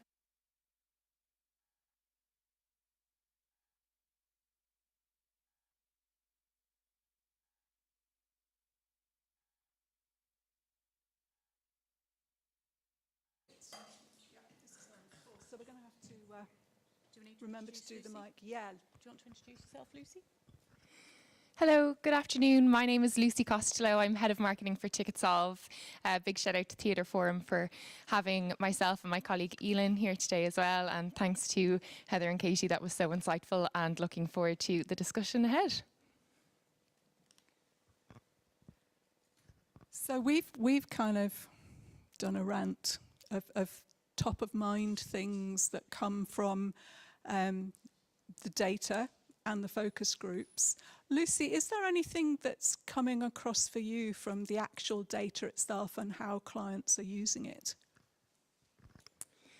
Thank you, Heather. I suppose something that I'm kind of keen to just touch on very briefly, and it's something, Louise, sorry for picking you out here. You've been involved leading up the project that you mentioned about as well, just in terms of how we're using our data and some of the insights that you and your cohort have also pulled up on. And we've been working closely pulling those reports with that cohort and also with Theatre Forum.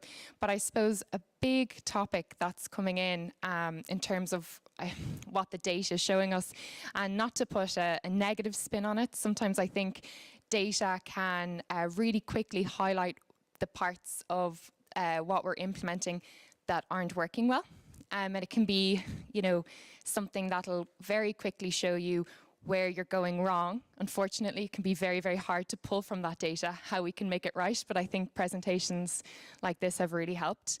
But the big one for us is, and I know our colleague, I believe from the Gate, has pulled on it, is our last minute bookers, and just how much kind of strife and grief it's really giving teams here. And maybe what I'll do is kind of open it up to the floor and maybe touch a little bit on that topic, is how can we kind of look at our frequency timeline now of our purchasing paths, and how can we potentially navigate our community or our marketing communications around how are you going to be able to communicate with these last minute bookers who potentially now are dropping off at that peak that we've seen. How can we potentially cling on to them and to gain those spikes if we see that the purchasing trends are very much towards that last minute? It's a Friday, I'm feeling good, my friends are feeling good, my family are feeling good, we're not sneezing, why don't we go out? So is there anyone here who has those similar issues or arguments internally where how can we get these last minute bookers, or is it something that you've seen or potentially not seen within your own organisation?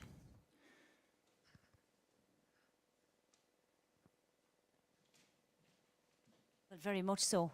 Last minute. I suppose my colleagues could speak better to this, but when we were doing that research, that was one of the key things as well. And I suppose anecdotally, other venue managers have been saying this to me, that people are leaving it to the last few days. Actually, the day of, not so much, but the maybe 3 to 4, 3, 2, that's when the bulk of bookings tend to come in. So, but it's anecdotal. We didn't actually do any. It's just from observing it ourselves. I don't know if my two colleagues behind me want to add to that, because they would know more about it. I agree. Sorry, I'm Jill, and myself and Si were here with Louise from the Lime Tree and Bell Table in Limerick. Since January, we've really noticed that exactly what Louise has said. But I think just what you said there, Heather, is really interesting about, we've really been, the narrative around our discussions over the last number of weeks is we do feel invisible. We've been doing an awful lot. We feel like we're really working hard and we're not getting the return on the work that we're doing. And there is a large part of what we're feeling is that we actually do feel invisible. So myself and Sive and the team have been really looking at that and seeing, but then like the discussions this week, they're around going back to, we want to print a physical programme for our autumn programme, for example, for the first time since the autumn programme of 2019. And the cost has gone up around paper, around the distribution of that, and so what we're just down to a granular level of how many units are we going to print, how much is that going to cost from the design, the print, and the on-post element and delivery of that. and what's more effective and where are we going to put that money. And it is really around trying to encourage our audience to see us, number one, and then to actually book more in advance than what they're currently doing. And I'm sure that all of the venues here and it's all around, okay, they're spending their money at the moment because people are tired, they're exhausted from COVID and from the negativity around news, and they want to go on holidays. They might not have the money then, and we're not being seen, and we're not being an option, because that's what their priority is at the moment. So we're actually focusing now on our autumn programme to see how we're going to get the message out there that we want our audiences back and to book in advance. So I'm sure every team here can relate to a lot of what you're saying, but it is constantly a discussion. And it does feel like, in a way, that we're shooting in the dark, like we're making decisions, but we're not sure they're the right ones, you know? So. One observation I make about it is, you know, Heather and I are old enough to remember the olden days when there were no websites and it was all print, and you did have to put everything in the brochure because that you had to distribute it everywhere.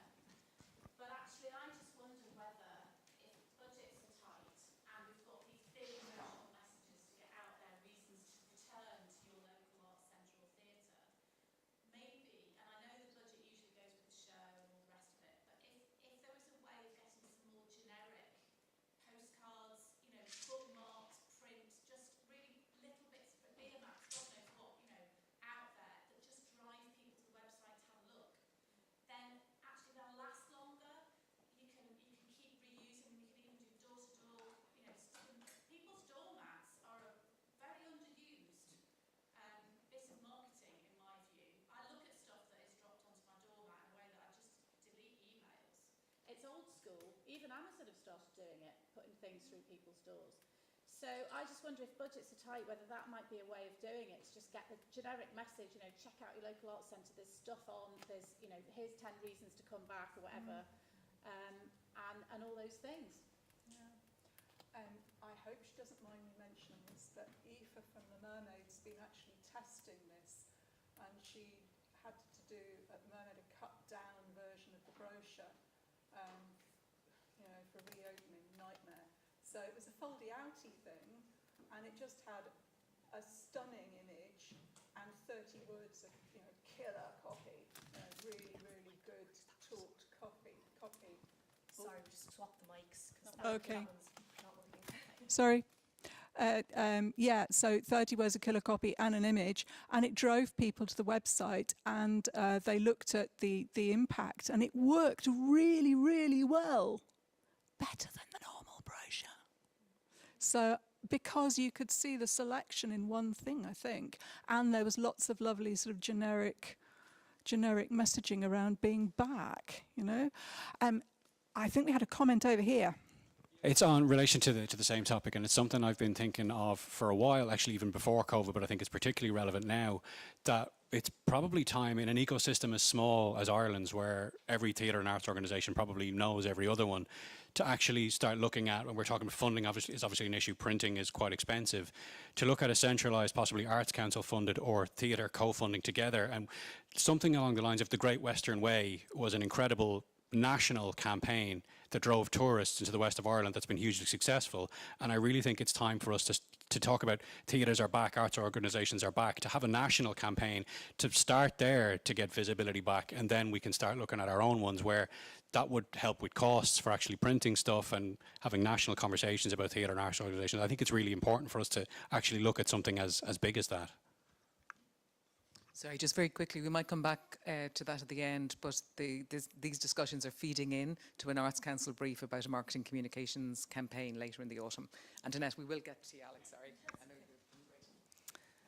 I just want to pick up on something Lucy said about and Dave about the trend for last minute, like, you know, 3 to 5 days out ticket purchasing, and whether, I think what you were asking, Lucy, was should we lean into that and kind of push I suppose marketing communication to get people to buy in that window.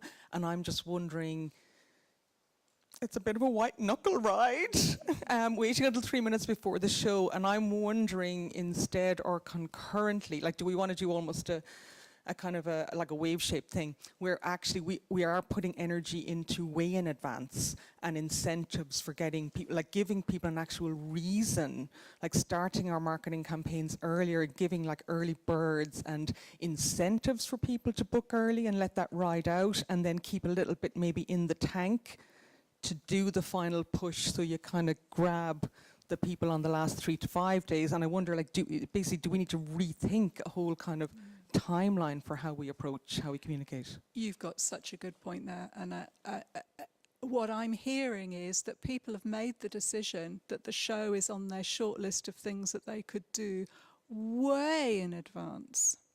They've actually, you know, put a tick on the brochure or printed something, you know, out on an email and put a star by it or something like that, and it's pinned to their notice board. Notice how they're talking about physical things here, you know. But it's the financial insecurity issue. They don't want to book until just before, just in case they get COVID and don't get their money back. So actually it is about pushing the message really, really early, topping it up, and then that final thing to actually make them go, I'm not sneezing. I'm going to book. I'm going to actually do it. Yeah. I just add to that. I do think, I think there are people like me who are planners in life, who will always want to plan early, but even I am nervous about booking things after what happened on Saturday with my tennis tickets. So I think if you can get that, here's the 5 reasons to book early, you'll get the best choice of seats, you know, blah, blah, blah, all the reasons why you would want to book early. And there's no reason not to, because here's the financial reassurance. You know, if you get COVID, we'll give you a credit note or whatever it is, the book with confidence stuff. I do wonder whether there's something about, then there's the other people who will always leave it till the last minute, and I wonder whether there is a bit of leaning in that could go into that. It could almost be a kind of, you know, you sign up to this last minute list, and on a Monday, we'll tell you what's available for the next week. You know, and it could be that you sign up to be one of those last minuters, and that you're kind of going, come on, this week's show. And it's deliberately playing into that to those people who will always be those last minuters. I don't know, it's a thought that then, you know, you kind of, and if you start to segment the audiences by the people who previously were planners, we did this with an RSC season actually, years and years ago, where we worked out that there were a group of people who always booked early, and there's a group of people who always booked last minute. And so we segmented them and got the brochure to those people early, and absolutely secured that money and gave them all the reassurance and talked to them in the language that they needed, because they needed very different communications than those people. They didn't care whether there was somebody off the telly in it. It was the RSC and they wanted to see it. These people needed a lot of nudging, and so we timed their communications differently, and it did make a big difference. So maybe you're right. It's about, you know, just accepting that and going with it, but you know, you don't want to turn your planners into last minuters. That's the trouble. So you've got to secure them and give them what they need to guarantee those bookings. But then the white knucklers, you've almost got to get them into a habit of going, I get the email on a Monday and I can see what tickets there are left. And I mean, one organisation I worked with did a thing for very local residents where they basically said, we issue on a Monday. I mean, they had a lot of tickets to sell and they had a number of venues, so it might be different. It might be something you need to do in partnership. But the email would drop and they'd say, right, every ticket we've got left is a tenner for local residents, but you have to be on this scheme and you have to join it. You didn't pay for it, but you had to join the scheme to do it. And they targeted it at communities that were particularly underrepresented in terms of their theatre audience, and they kind of did it like that.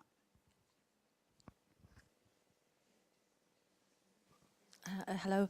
I'm actually on the same topic of I suppose, the booking patterns, and I think this is purely observational now because I didn't, crunch the data, but I think it depends on a show as well, because there's loads of shows that book quite early and book out quite early, and I think there's no fear there, whereas there's shows that really are the kind of the last minute, and I wouldn't say last minute, last day, because as Louise said, it would be maybe 3-4 days before the show where people decide. So I think it is probably related to program as much as it is to the demographic and the kind of decision making related to financials, But do you think do you think that I suppose I'm just challenging whether it's the show or whether it's the sort of people who book for that type of show. Perhaps it is, but actually, when I look at the shows that sold out in advance, these were the shows that you'd consider for older audiences. Yeah. So they are planners, but at the same time they would be in the risk group for going out. So so it is quite illogical that way, because they would be the ones being more afraid going out. That's what you would think. So they would leave it later to buy. No, I don't think so. I don't think so. They're the planners, and they're going to take a lot of persuading, but they're the planners. They want to book early, but they need a lot of reassurance to do that. They don't want to leave, I don't think.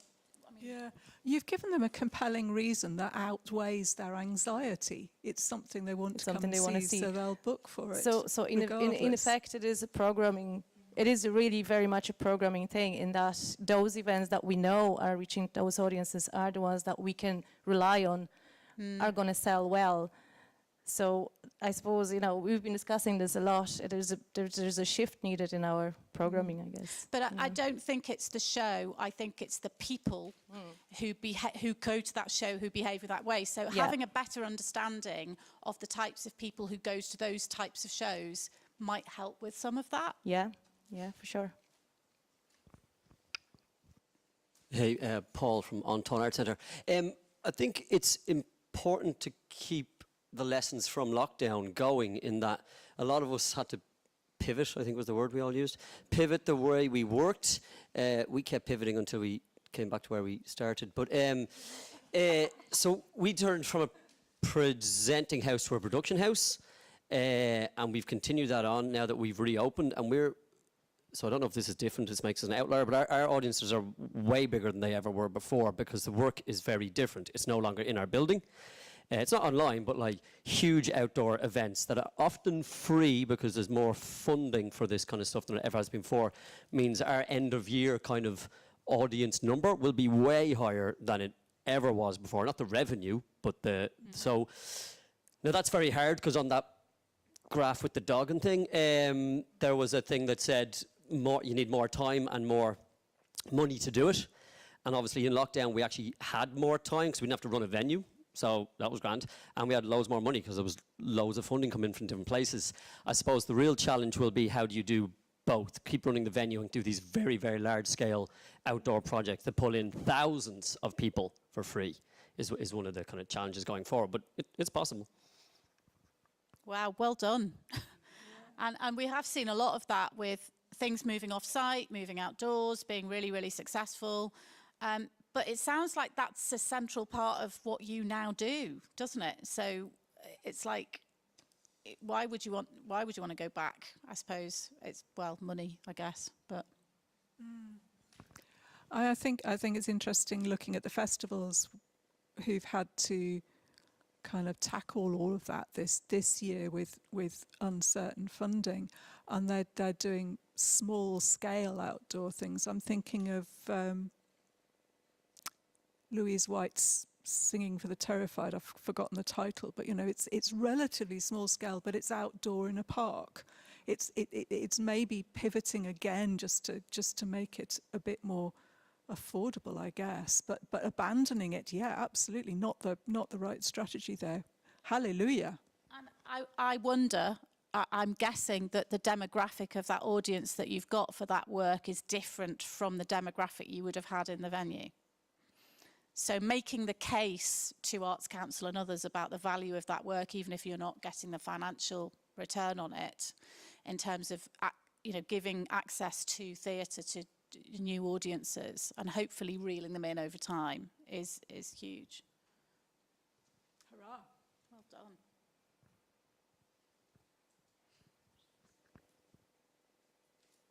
I'm hearing it, Anna. Anna's looking at her watch. One more question. If you've got one more question, burning issue. Yeah.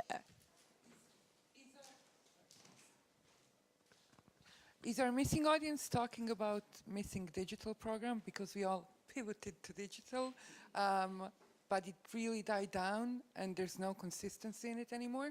So was there talk with the missing audience about digital? Is there interest there, or are they fed up with digital? We didn't ask it in the Ireland survey, but we have done quite a lot of work on audiences. A huge percentage of audiences came to digital for the first time during COVID. And so what we saw is about 30% of them had tried digital before COVID. Another about 50% tried it during COVID. And we've gone back to about 30% carrying on with it. We wanted to ask all sorts of questions about substitution and, you know, are people now more likely to just not go to live events because there are things digitally? And that's not the case. In fact, we did some research with Marquee TV, who are one of the major platforms for ballet and opera and music, and found that actually the very frequent attenders just wanted to watch stuff online as well to supplement what they're doing live. And actually, many of them saw artists for the first time online, and it increased their appetite to want to go and see them live. So I think there are opportunities there, but the big challenge is that audiences were saying, but actually, I don't know where to look for it. I don't know where to find this stuff. Because there isn't a platform to go to like Netflix for this stuff, so I don't know where to find it. Most of them had only been exposed to digital content from the organisation they already had a relationship with, and so that was quite tricky. They didn't know where to go and find it. They said, but a lot of those have stopped doing it now. But it was incredibly important for disabled people, vulnerable people, the people who are feeling, people in rural communities. It was really interesting. We did this bit of research where we found that people in rural communities were less likely to have engaged with digital, and we went, oh, well, rural audiences don't want digital. And then those that, when we asked them what they wanted, they were like, yeah, we definitely do want digital. And it was the broadband stuff. It was the broadband. They really, really wanted it. And so you could read that data in two ways and go, oh, rural audiences don't want the digital. So they absolutely did. They had more of a demand for it. And the people who are feeling most vulnerable about COVID want to carry on. But it's not going to substitute, I don't think, from what we've seen, the live performance. Yeah, rural Lincolnshire. Yeah, it's the broadband. I also think we've completely underestimated the amount of time and effort it takes to develop an online audience. And can I just point everybody towards the glorious resources that were developed with Theatre Forum's digital forum last year? There's loads of stuff there, really good, straightforward, no-nonsense guidelines about how to engage with a digital audience. It's not easy, it takes investment. It's exactly the same as any other kind of audience development. But yeah. Cool. Over to Anna. Just to say, first of all, thank you so much to the 70 people who were with us online and had a really vibrant conversation. Thank you. There was loads in the chat about lots of different things, including a desire to have a lot more chat about film audiences and cinema audiences, and some great comments from the IFI and from Access Cinema and everything, and also some comments about the impact of hybrid working on audiences, which is something obviously. So in terms of what we're doing next, Emma, come up here. Oh, yeah, sorry. I think that'd be good because this is great stuff. I don't have much more to say on that, but anyway, that's that. But thank you. I'm always happy to come on a stage.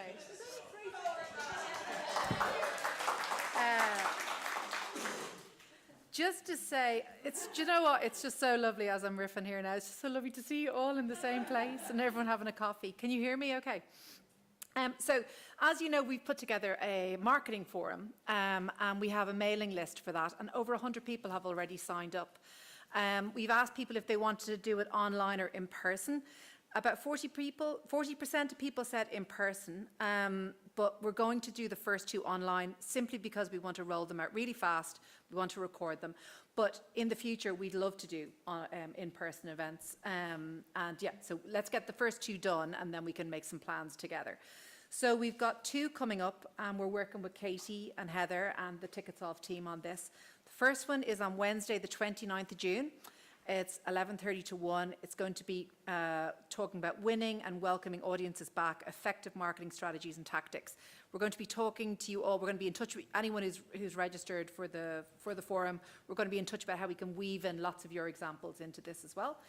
And the second one is going to be on the 13th of July, also a Wednesday, also in the morning online, and it's going to be about reframing marketing communications and developing new audiences. So there are two things coming up, so please share that registration with your teams and everything.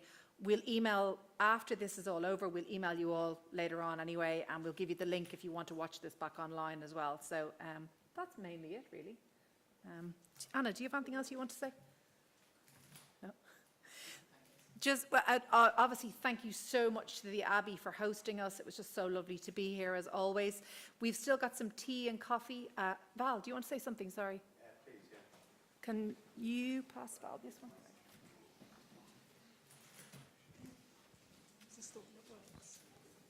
Is this the one that works? Yeah, yes, just say, from the chap's remark down there earlier on about the Arts Council's involvement. I mean, this all began back in March with,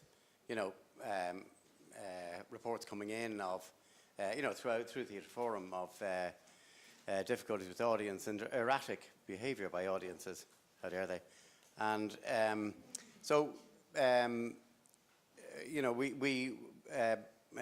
Catherine Griffin in the Arts Council, who's the acting communications director, she's been involved in this throughout, and all of the work that has been done that was commissioned with Katy and with Heather, our own updated behaviour and attitude survey. I don't know if everybody's familiar with that. I presume you are. This is the more, whereas Katy, as she was pointing out, is very specific to audiences belonging to individual art centres. Behaviour and attitudes is the population at large. So it's very interesting to see, and we will, you can buy questions in a monthly behaviour and attitudes survey, which is what we're doing. But right from the very beginning, this isn't the Arts Council doing a riff on Nina Simone or something. This is a very specific, if you like, sectoral-driven promotion. And so my interest in all of this is, what's going to come out of this forum here? And in fact, we only really had a little bit of just one remark in passing about it, about, well, what's the Arts Council's promotional, or can we have an Arts Council promotional campaign? The answer is yes. Will we fund it? Yes, we will. Will we, will that be an extensive one? Yes, in as much as the sector drives it. So we're very reliant here on Theatre Forum driving this, but in particular zoning in on the messages. So there are possible messages here that you have said, but we need, some of these things have not really been interrogated as much as they might be. For example, what is the impact of home working? And indeed, Katy, we don't really know there from your own figures, and I can understand why, the geographical location of some of these things. So, a particular result in Dublin might be quite different to a particular result elsewhere, rurally. So we need to kind of zone in on them, and right from the very beginning as well, there's two things. There's the kind of, why don't you go to your art centre and have a brilliant time and get out with other people, and that kind of very general message. And then the other one is to do with specifically, why don't you go to this show which is touring around and is going to hit these places? And by the way, we can zone in of going from, let's say, a national campaign to a local one, which has always been proved to be very effective. If you hear something on one of the national stations and then you hear it reinforced locally, that can be very effective.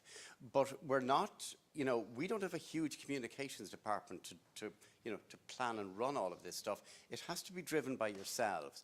But really, the main reason for that is to make sure that the Arts Council doesn't go off on a tangent that you, enough, Belinda, that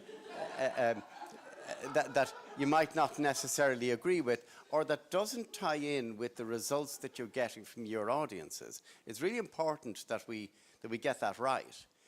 So we're willing to, we've agreed that, Council has agreed to support that, and here we are now, though, in late June, and to have the full impact of something. I know the summer is kind of a downtime for the arts centre sector in certain respects, but nonetheless, programmes are going on.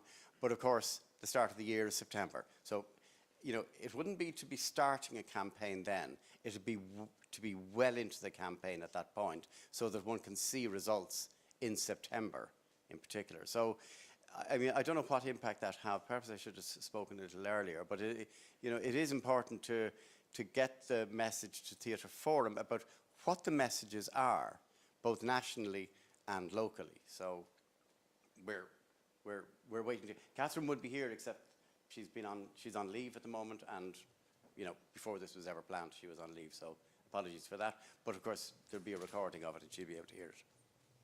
Thanks very much.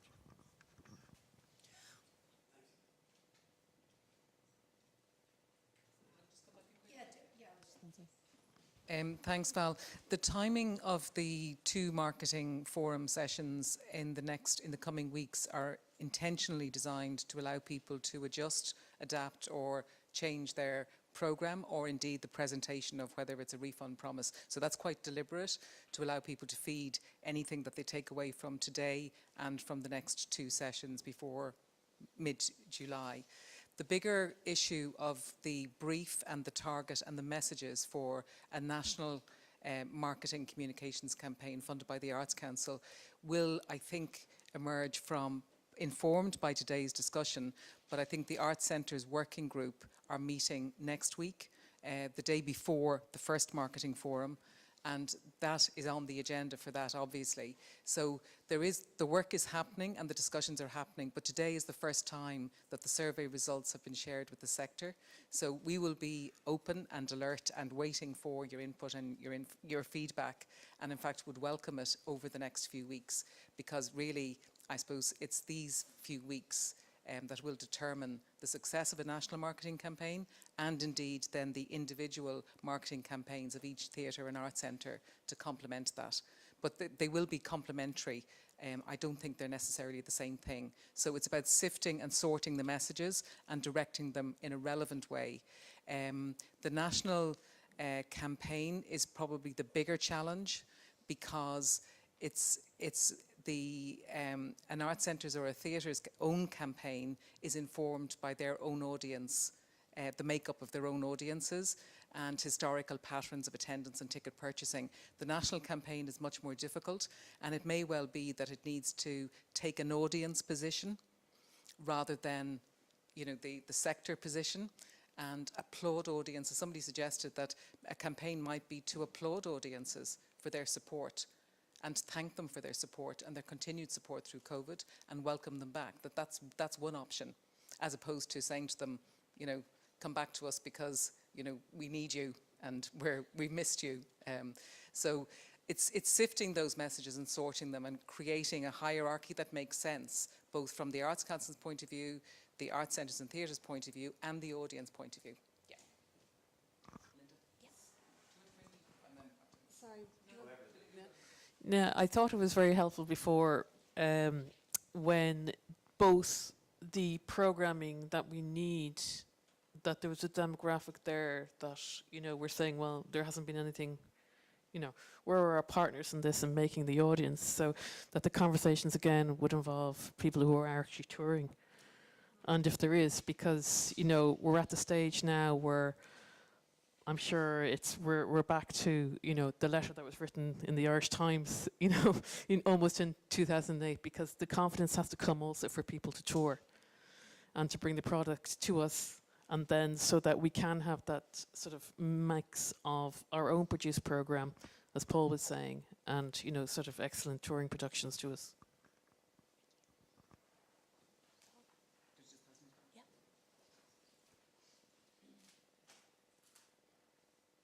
Yeah, just to say that the campaign that's been kind of a draft of a campaign being put together, waiting for input from this group and the working group and whatever groups, the marketing forum on that. But we need to we need to get information coming through on that as to what is going to be the content of this. So the general idea would be that there would be a voice hired in order to sell this on a national. As a national thing, that's one of the main ideas going on. So a voice that's simply recognised nationally by simply everyone, and you can imagine the sort of people that might be involved in that, and the sort of person that might be involved in it. To make the kind of love your orchestra type general thing, or go back to being together. Isn't it wonderful to get together at a cultural event? Obviously, I won't be drafting the detail of it. And then on the other hand, and I think this is very important, for all the Art Centre directors who are here and the marketing managers who are here, and indeed online, is that it's been suggested that it might be a good idea to have a marketing forum for those people who are busy selling work, and that rather than it being something that's general, how do you sell work, it would be how do you sell this work at this time in these places, and so it's not for everyone, it's for everybody who is working on that, and we're very willing to support that with the finance needed to perhaps bring in somebody to facilitate, ignite something among a particular. So you can look ahead and see what's in your programs and say, okay, well, what about that? And this is very specific. There's nothing general about this. We say, let us zone in then on that particular tour of cavalcaders by Druid, for example. We're going to do that. And the Druid will have their own ideas on that, but how are the art centres going to do it? How are you going to absolutely maximise what it is that you're going to do here? And that's very predictable. You know what you're going to be doing over the next few months. So it would be a matter of looking for resources from us to do that. Again, via Theatre Forum. So I just strongly encourage you to make your views known. What would help you individually in your particular thing, whether you've got problems in common with other people, just present your problem and say, actually, I've got to worry about this. What are we going to do? And we're really willing to get involved in that. I think, Val, we'll just come to Annette now in a second, but I think, Val, the marketing forum on the 29th and the 13th, the first two sessions are simply the start. Those sessions can evolve in whatever way the marketing teams want them to evolve, and they can be applied and used to whatever effect people want to achieve. Yeah. I mean, if I understand this properly, the kind of general, the arts are great, messaging, whatever campaign, what that might be. I mean, I don't know if it's helpful, but I wonder, is it useful if we are to input as a sector to that? Would it be useful for us to think, like other people do this, the tourism sector do this, they do destination marketing for Ireland.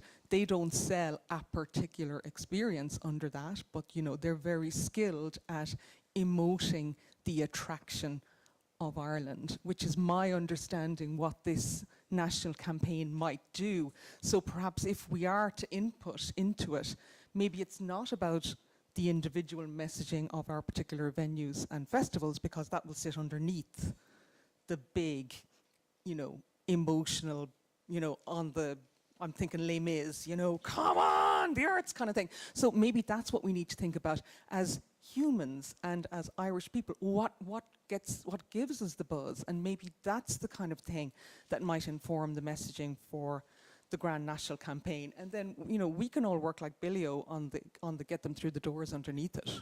Yep. I suppose remembering back to Irish football fans being considered great fans, maybe there's a message in thinking of Irish audiences as being great audiences, and just reminding them and making them, I suppose, encouraging them to behave as great audiences by going back and acknowledging the fact that they have supported over many years. But I said we will keep you up to date. All of whether it's the presentations, the reports, the surveys, the discussions will all appear and continue to appear on the website. So please, do stay in touch and do keep talking to us. We do welcome and value your input. It's especially important in the short term. And before we let you loose for tea and coffee, because I realise that you have been sitting for quite a while, just to say and to thank the working group and everybody who contributed to that along the way. Katy and Heather for joining us today, the TicketSolve team and Lucy, and everybody here at the Abbey and the Arts Council for their support in bringing all of us together, and for people sharing their expertise and to continue to share that expertise and insight over coffee and cakes in the foyer. Thank you.